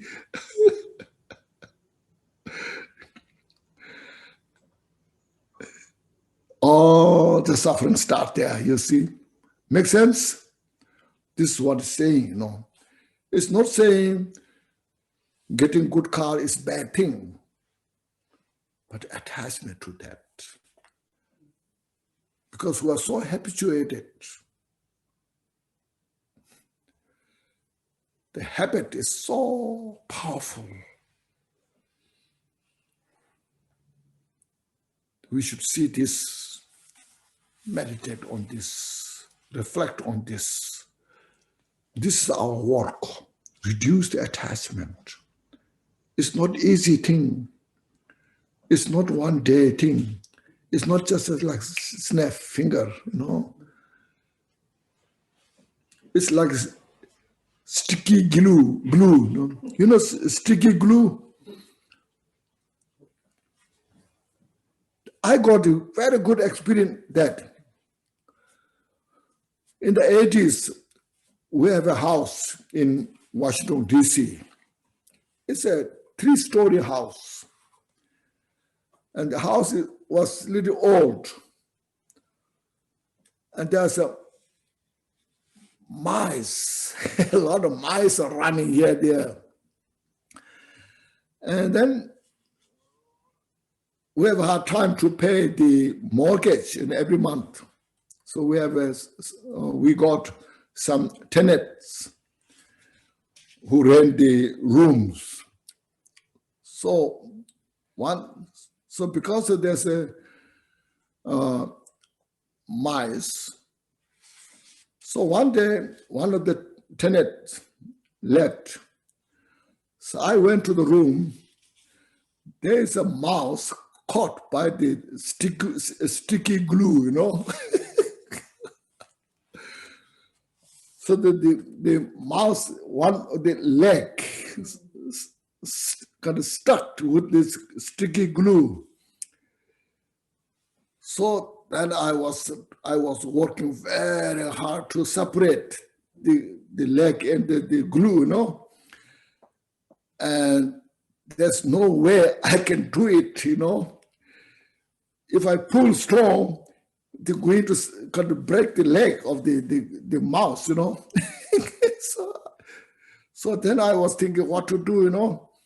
Then I took that outside the garden, you know, and I took it outside the garden, and then I was thinking, now there's no way I can pull the leg from the glue. So I was thinking maybe cut the glue, you know. Then at the same time, the phone rings.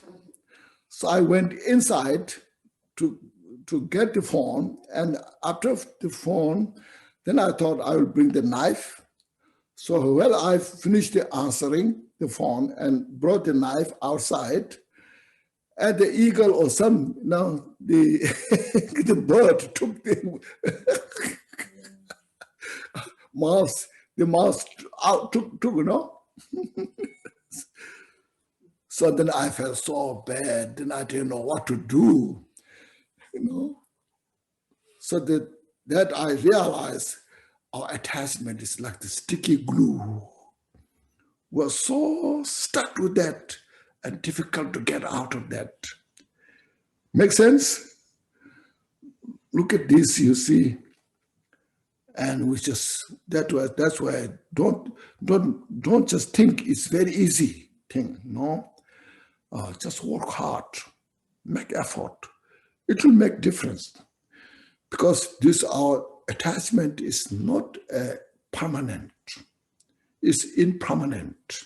First of all, you see, it's called adventitious defilement, very temporary. You see, we can purify it. Then that nature is emptiness. You see, through this method, we can eliminate step by step. At the beginning, we feel it's impossible, no? But if we make effort, yes, it's possible, because we're Dharma now. If we think it's impossible, give up. Is there any alternative? We don't. There's no alternative, you see. Only suffering. Depression more comes, you know. Because of this, we just try. These all mental afflictions are temporary. They are impermanent. No, they come and go. And eventually, if I practice this bodhicitta, relative bodhicitta, absolute bodhicitta, then practice the emptiness, I can, yes. As earlier mentioned, just right earlier mentioned, no, penetrative insight joined with the full calm abiding samadhi, utterly eradicate our mental afflictions. You see, bring that in your mind, meditate on this, and we can make it. And we will really rejoice our Dharma practice. No?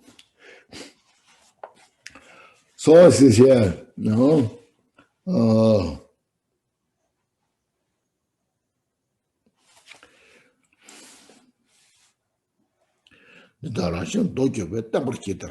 that's why I say now, and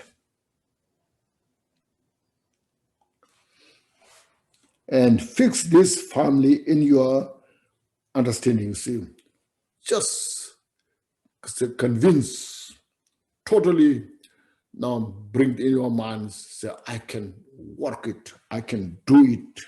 See, and with this, see, all that may be wished for would be natural, fade to nothing, you see. And slowly, slowly, they will disappear, these mental afflictions. And we just built courage and dedicate, just follow the path, see.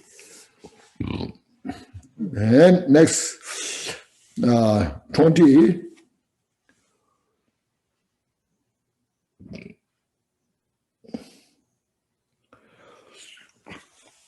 Now repeating here also, for people may have gained great wealth of riches. So some become very successful in their business and got a good wealth, made some millions, and with that, enjoy reputation, sweet renown. You see, they are famous everywhere. So that individual such is so rich, and also very kind person, good person, so sweet renown. See,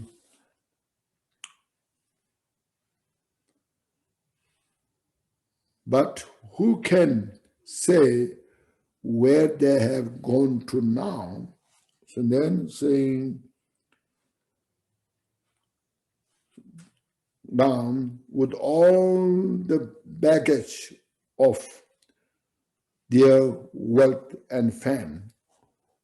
When they're gone, then they're gone.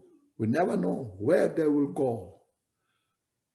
So all the wealth they have, very famous they are, but when they die, they have no definite, no special destination can go. So you are rich, you are famous, so you can go to this place. No?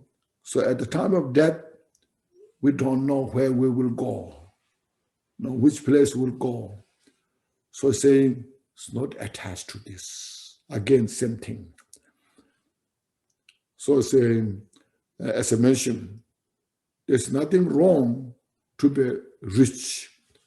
There's nothing to be wrong being a famous, but attached to this is no benefit. You appreciate, you rejoice, you share, bring peace, happiness for yourself and others. That's the use of your wealth. That's use of your fame, reputation. See. Then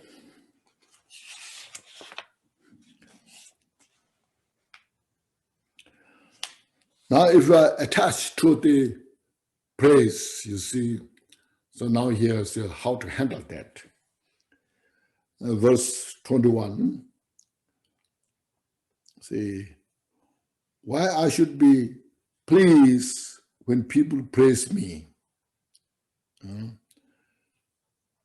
When people praise you, so you are so kind, you are so rich, you are so handsome, you are a good person. So when we have that kind of praise, so why I should be so attached to this? See, why I should be pleased, attached when people praise me? Because you see, others, there will be who scorn and criticize me. There are other people are criticizing. He's rich, but he's so mean, He's famous, but his wealth his wealth is collected by a lot of manipulating, deceiving people. His business is not good, so they would criticize, they will scorn. So this is there. So why I should so pleased when people praise me? So I should be very kind of equalized. I should not attach when people praise me, because there are other people who are criticizing me. They scorn me. Then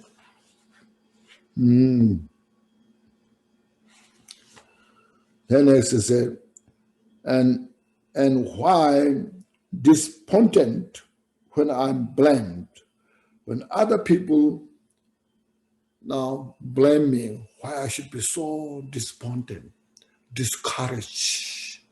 See, because since there will be others who think well of me, there are so many other my friends that think good about me. So why I should so disappointed, discouraged when somebody criticizes me? So you develop. So it's making the balance. No attachment, no hatred. When people praise you, you just acknowledge, these individuals, they accept my good qualities, so they praise me. But there are other people, when they don't like me, they kind of criticize me. So I should not hate to them. I should not attach to this. So that makes the mind balance. Please, happy yourself. Basically, we should not look outside what people say, but to look to your own self, your own, yourself, how I'm doing, how I am handling things, whether I'm doing good or not through my Dharma practice. So that's very important, to judge to yourself. If we rely on judge others, they always miscalculate. And we never know they will say the right things or not. So let them say what they want, good or bad. So relax, not attachment, no aversion, but bring the bodhicitta in your heart and practice that. See, that's the most important point. So since there will be others who think well of me, then 22, so many are the leaning and wants of being, that even Buddha could not please them all. Of such a wretch as me, no need to speak. I will give up such concerns with the holy things. Now here saying as explained so much Shantideva. Now in the nutshell, you see, we cannot please everybody in the world. Even Buddha could not please. You know, Devadatta, Deka, Kelong, Lekwe Karma, the six Tetika, who against the Buddha challenge in Sharavasti, you know. They think Buddha is just deceiving people. You know? So even Buddha could not please everybody. So how I can please everybody? So forget it, you know. Just protect your mind. You know? Don't be so kind of disappointed when people criticizes you. Don't be so attached when people praise you. As earlier mentioned, keep your mind in the momentum of the practice of bodhicitta, without attachment, without aversion, compassion to all the sentient beings. So that's the most important. So this is a very important point. Please, please keep that. You see, because people have so many different ways of thinking, many capacities, abilities. Some are very smart, some are so stupid, and some likes profound things, some likes relative things. If there are 100 people outside there, if I teach one thing, some people say,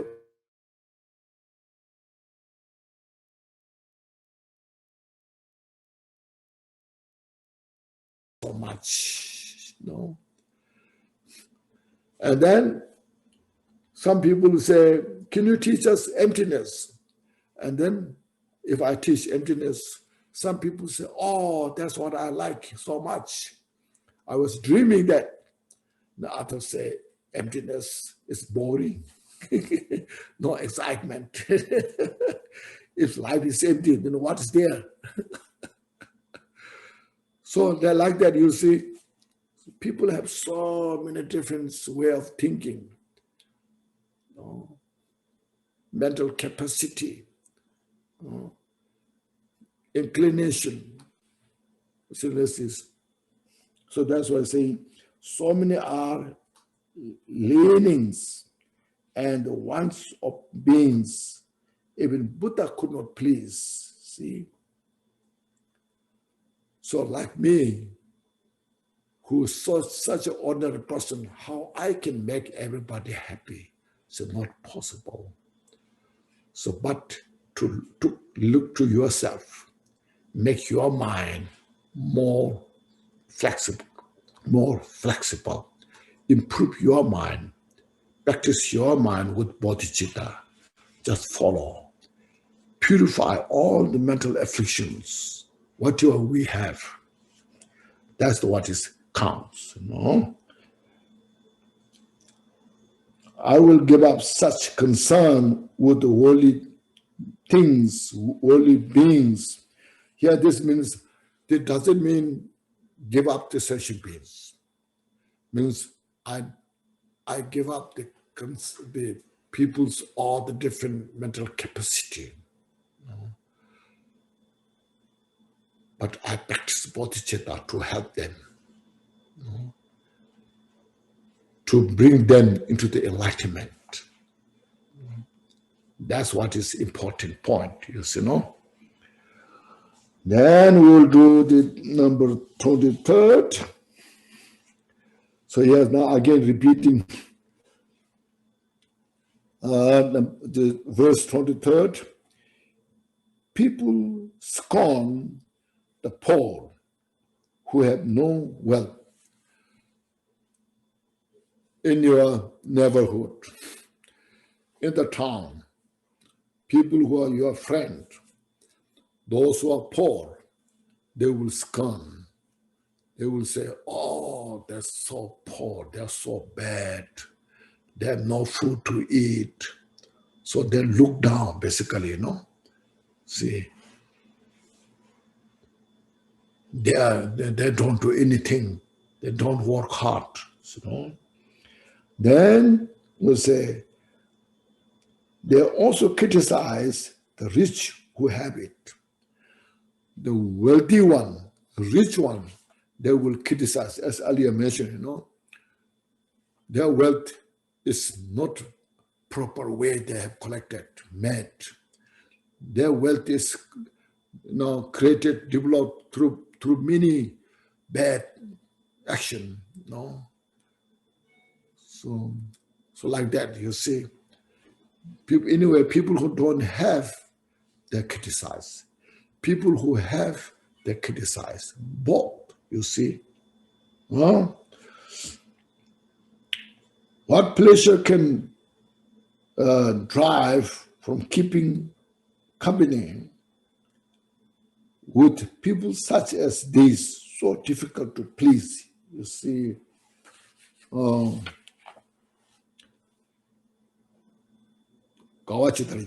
no?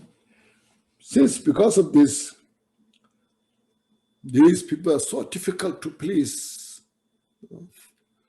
so how I can expect that I make them happy?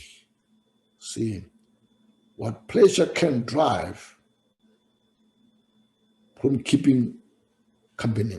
So my friends who are difficult to make happy, so difficult to make them happy, how I can do it? Because I make so much effort to make them happy, you know. Sometimes you are tired, you see. So I'm exhausted to make them happy, and still I cannot make them happy. What should I do, you know? I saw there are some people in the world, you know, met that.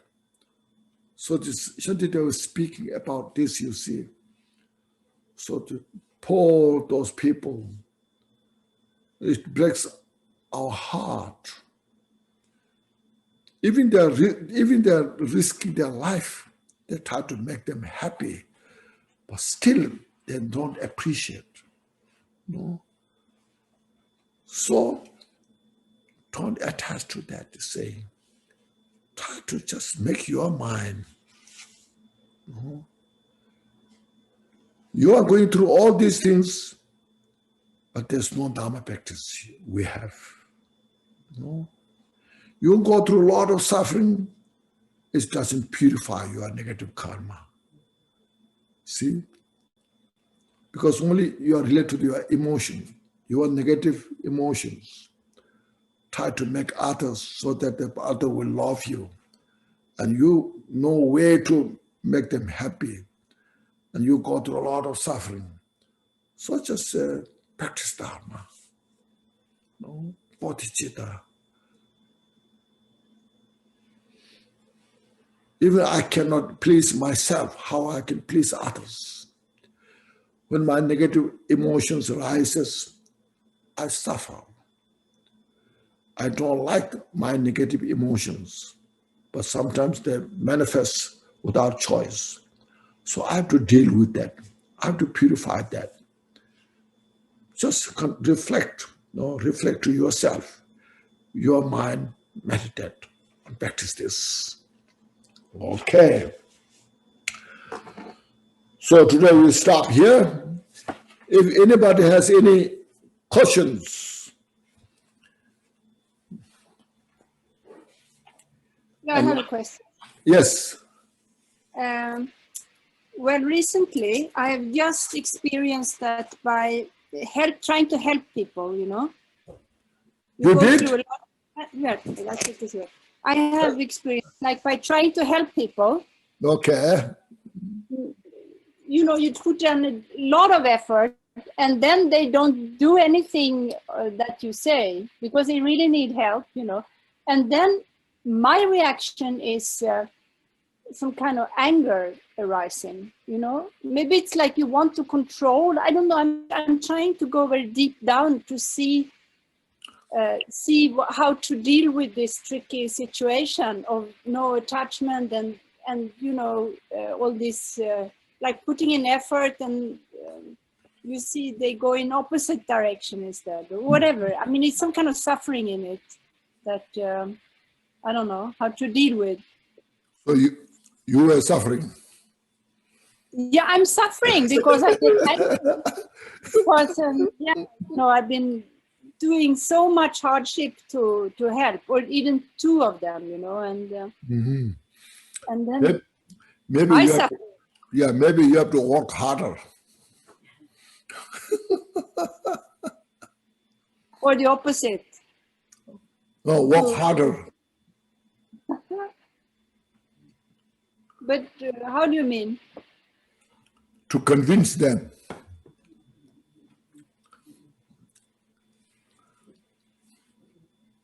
Okay. Yeah. But also what I would like to have help with is to not to have so much reaction myself, you know, to feel unattached in this situation. Yeah, you should help what you can, but not so much high expectation. Okay. Yeah, that's best policy.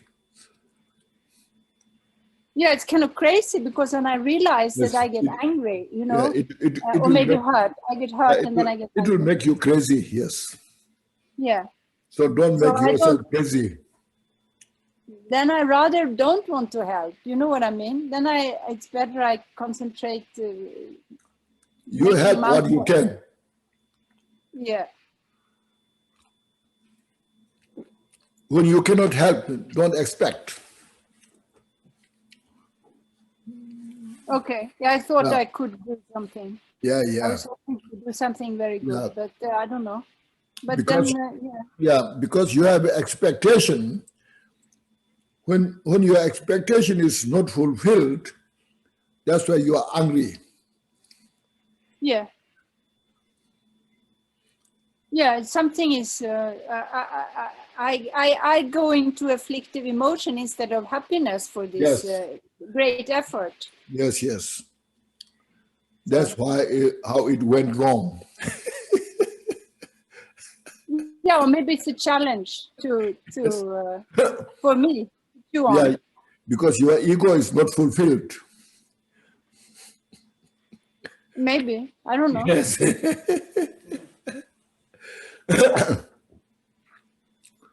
Listen, I'm doing this. I did this initiation. Oh, very good. Yeah, but now I have to recite 600 mantras, 600,000. That's wonderful. Yeah, that's great. Any other questions? Rinpoche, I have one. Yeah, you go through this. I can't. You can't go through this. Googled. It doesn't work. Huh? So the question is, I have to do it this way because I don't have a speaker. Yeah. Yes. So the question is, you've been talking a lot about mantras and prayers and things like that. Does the mantras and prayers assist us if we have the wisdom to know what we're purifying? Like if we're really looking at what we're trying to purify in our own minds, then like I know I just got all caught up in an attachment with trying to transfer out a phone. And so I can reflect back on the suffering of that. And then does the mantras and prayers and the working to release that attachment, then does the prayers and the mantras become useful? So it's just not the blind, just blah, blah, blah. It's actually, there's some. Yes, that's right, yes. Yeah.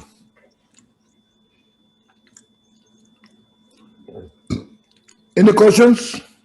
Khenchen, I had one question. Okay, Steve. Hi.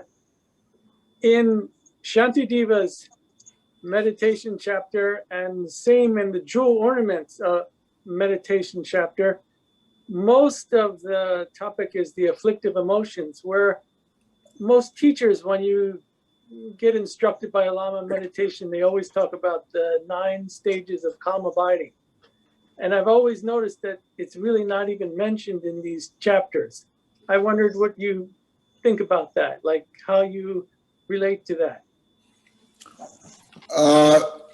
Since you mentioned the jewel ornament of liberation,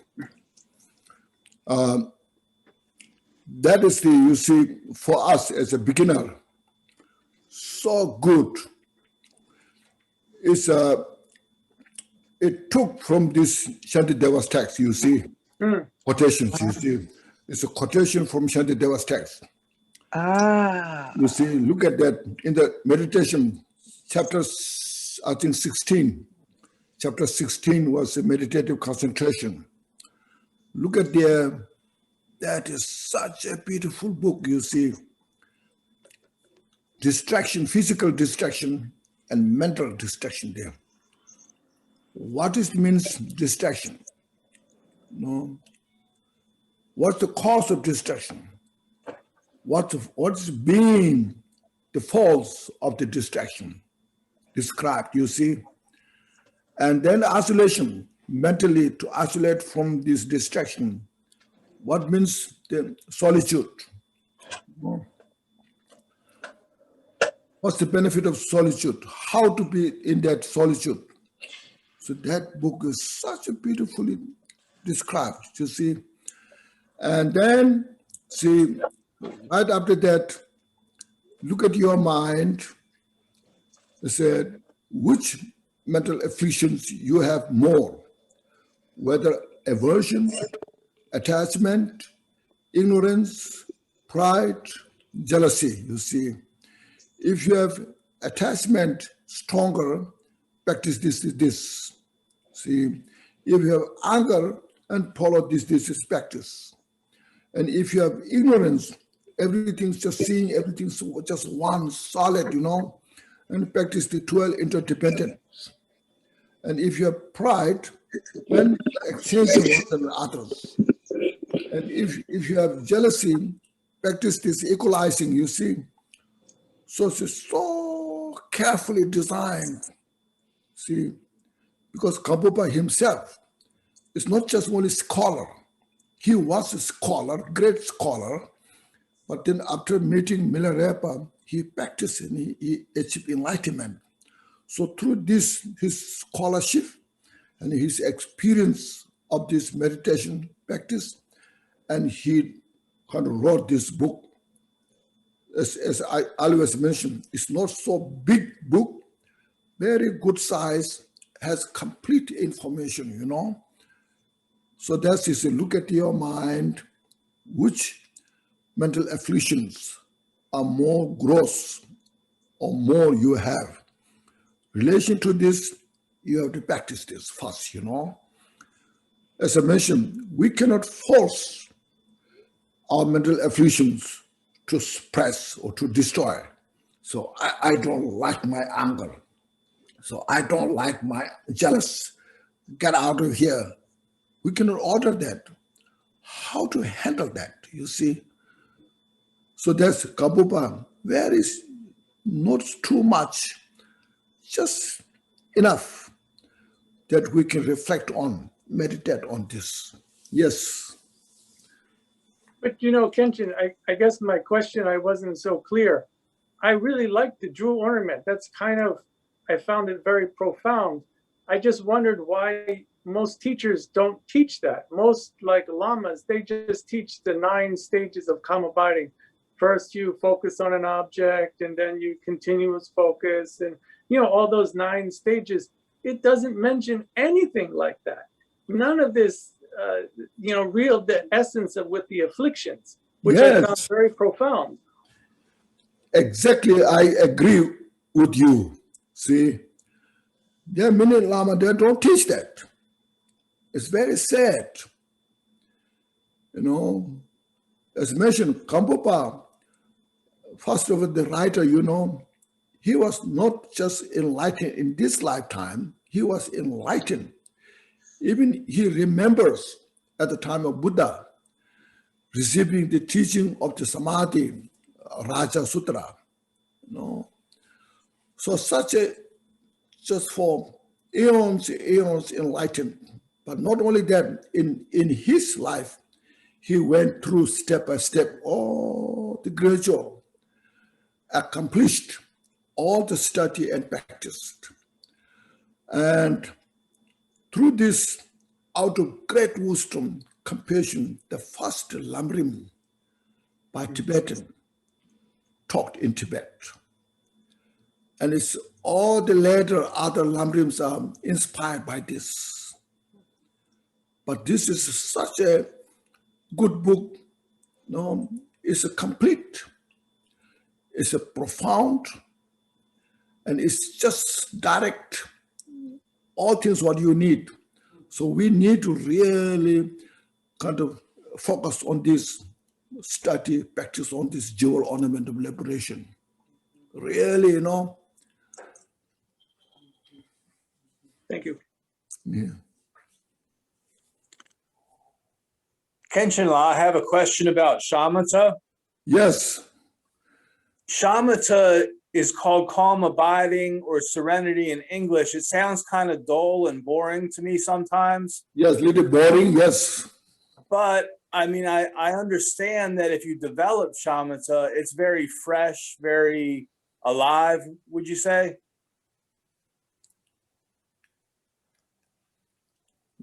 So what?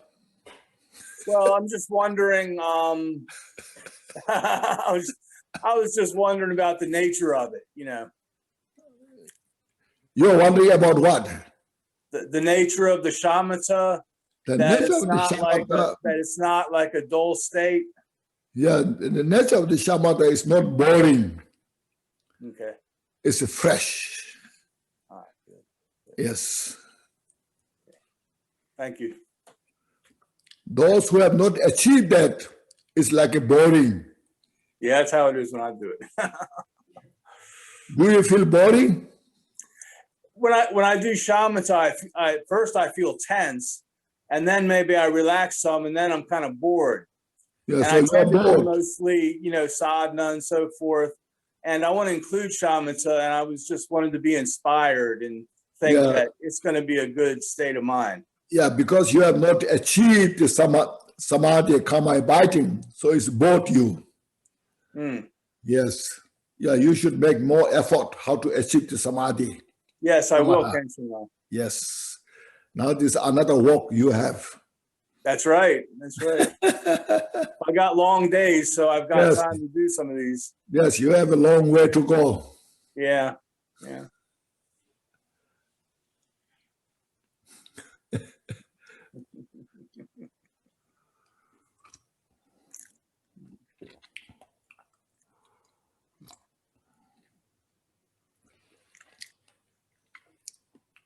It seems like the four thoughts that turn the mind are kind of the basics of all of this.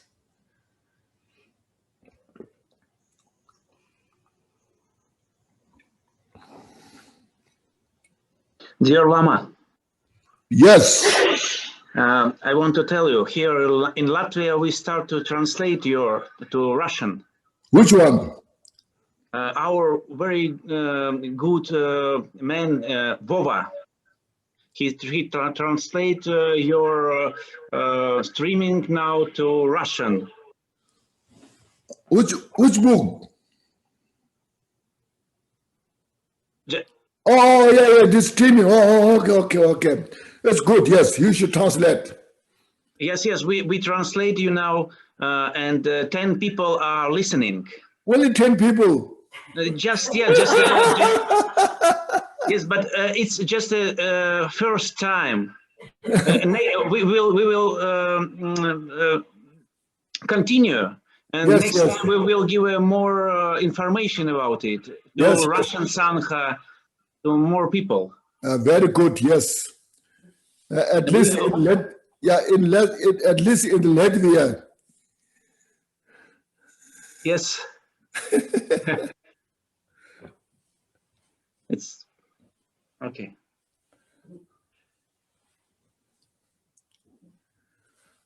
Okay. Now, anybody? Everything's good? Okay. Thank you. So, thank you, everybody. Thank you. And yes, please take a deep breath. Inhale fully.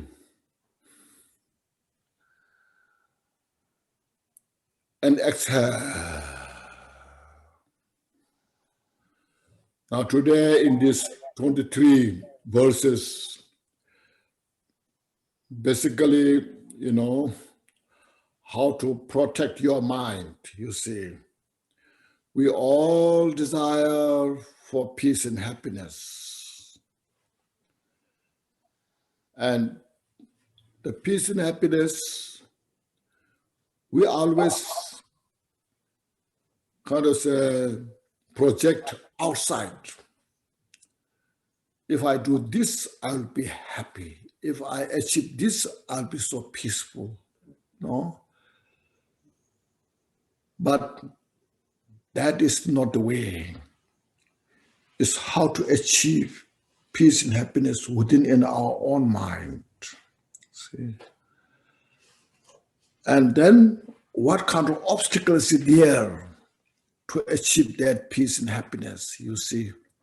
So all this now described still will continue, will come, no more. But you see, we have to just polish our mind. All this not the dirts, the dust particles, the dirts we have in our mind. It explains how to polish this, how to wash it away, how to purify our mind.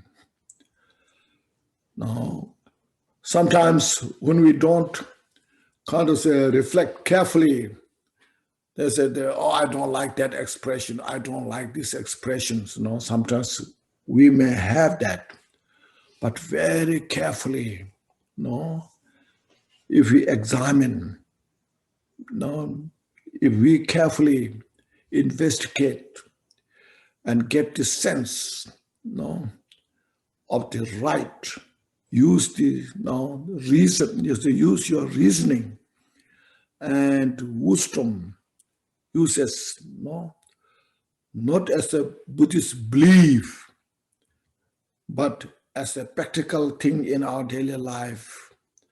What it makes sense. Look at this. And then just try to get the full conviction.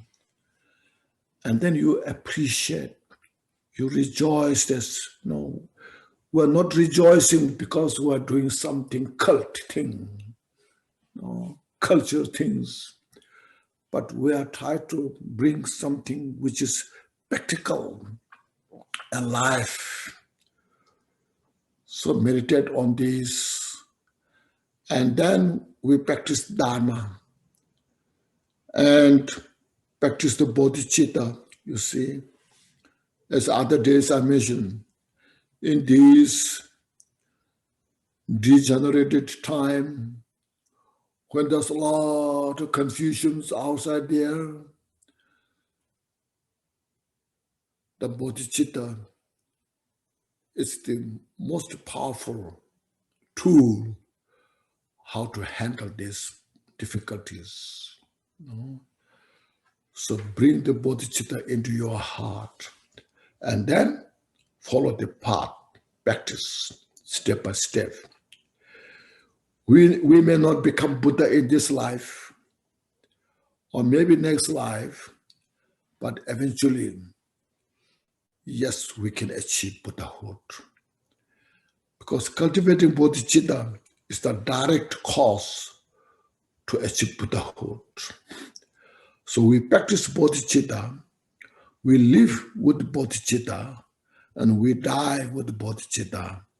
And that's the best thing that we can do in our life. So to which contradicts to this practice of bodhicitta, we have to handle carefully, purify. So, okay, so please now Relax your mind, rejoice.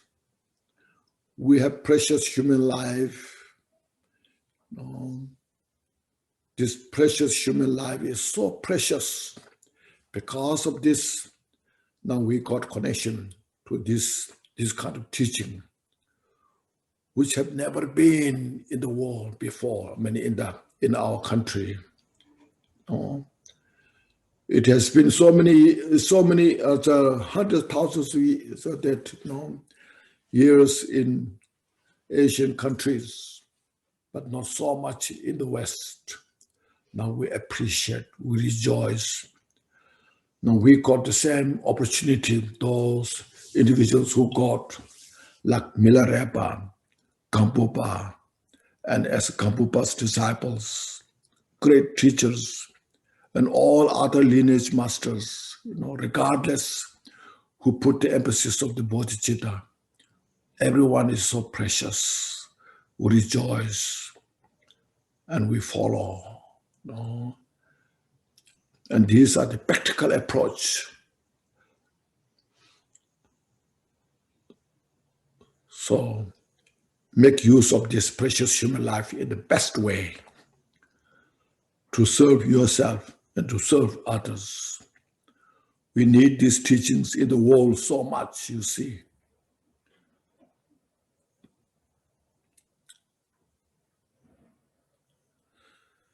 Thank you, everybody, for your participation.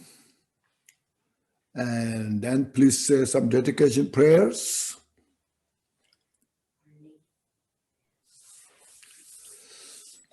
By this marriage, having attained omniscience and defeated the enemy of wrongdoing, may I free all beings from the ocean of existence, with its tumultuous waves of birth, old age, sickness, and death.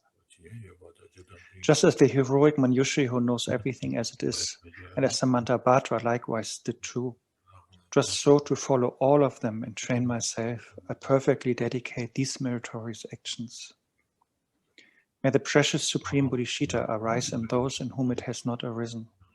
Having arisen, may it not diminish, but ever expand more and more. As long as space remains, and as long as the world remains, may I too remain, to elevate the suffering of the world. Thank you. Then see you next week. Thank you. Thank you. Thank you very much. Thank you, Rinpoche. Yes. Thank you. Thank you, Khenchen. Thank you, Rinpoche. Thank you, Rinpoche. Thank you, Khenchen. Yeah, thank you. Khenchen love. Yes. Oh, what's I have to Gloria. thank you. Yeah, Vargas. In June, it'll be 24 years since you gave me refuge. Oh, celebration. So I thank you, Khenchen. You gave me the most precious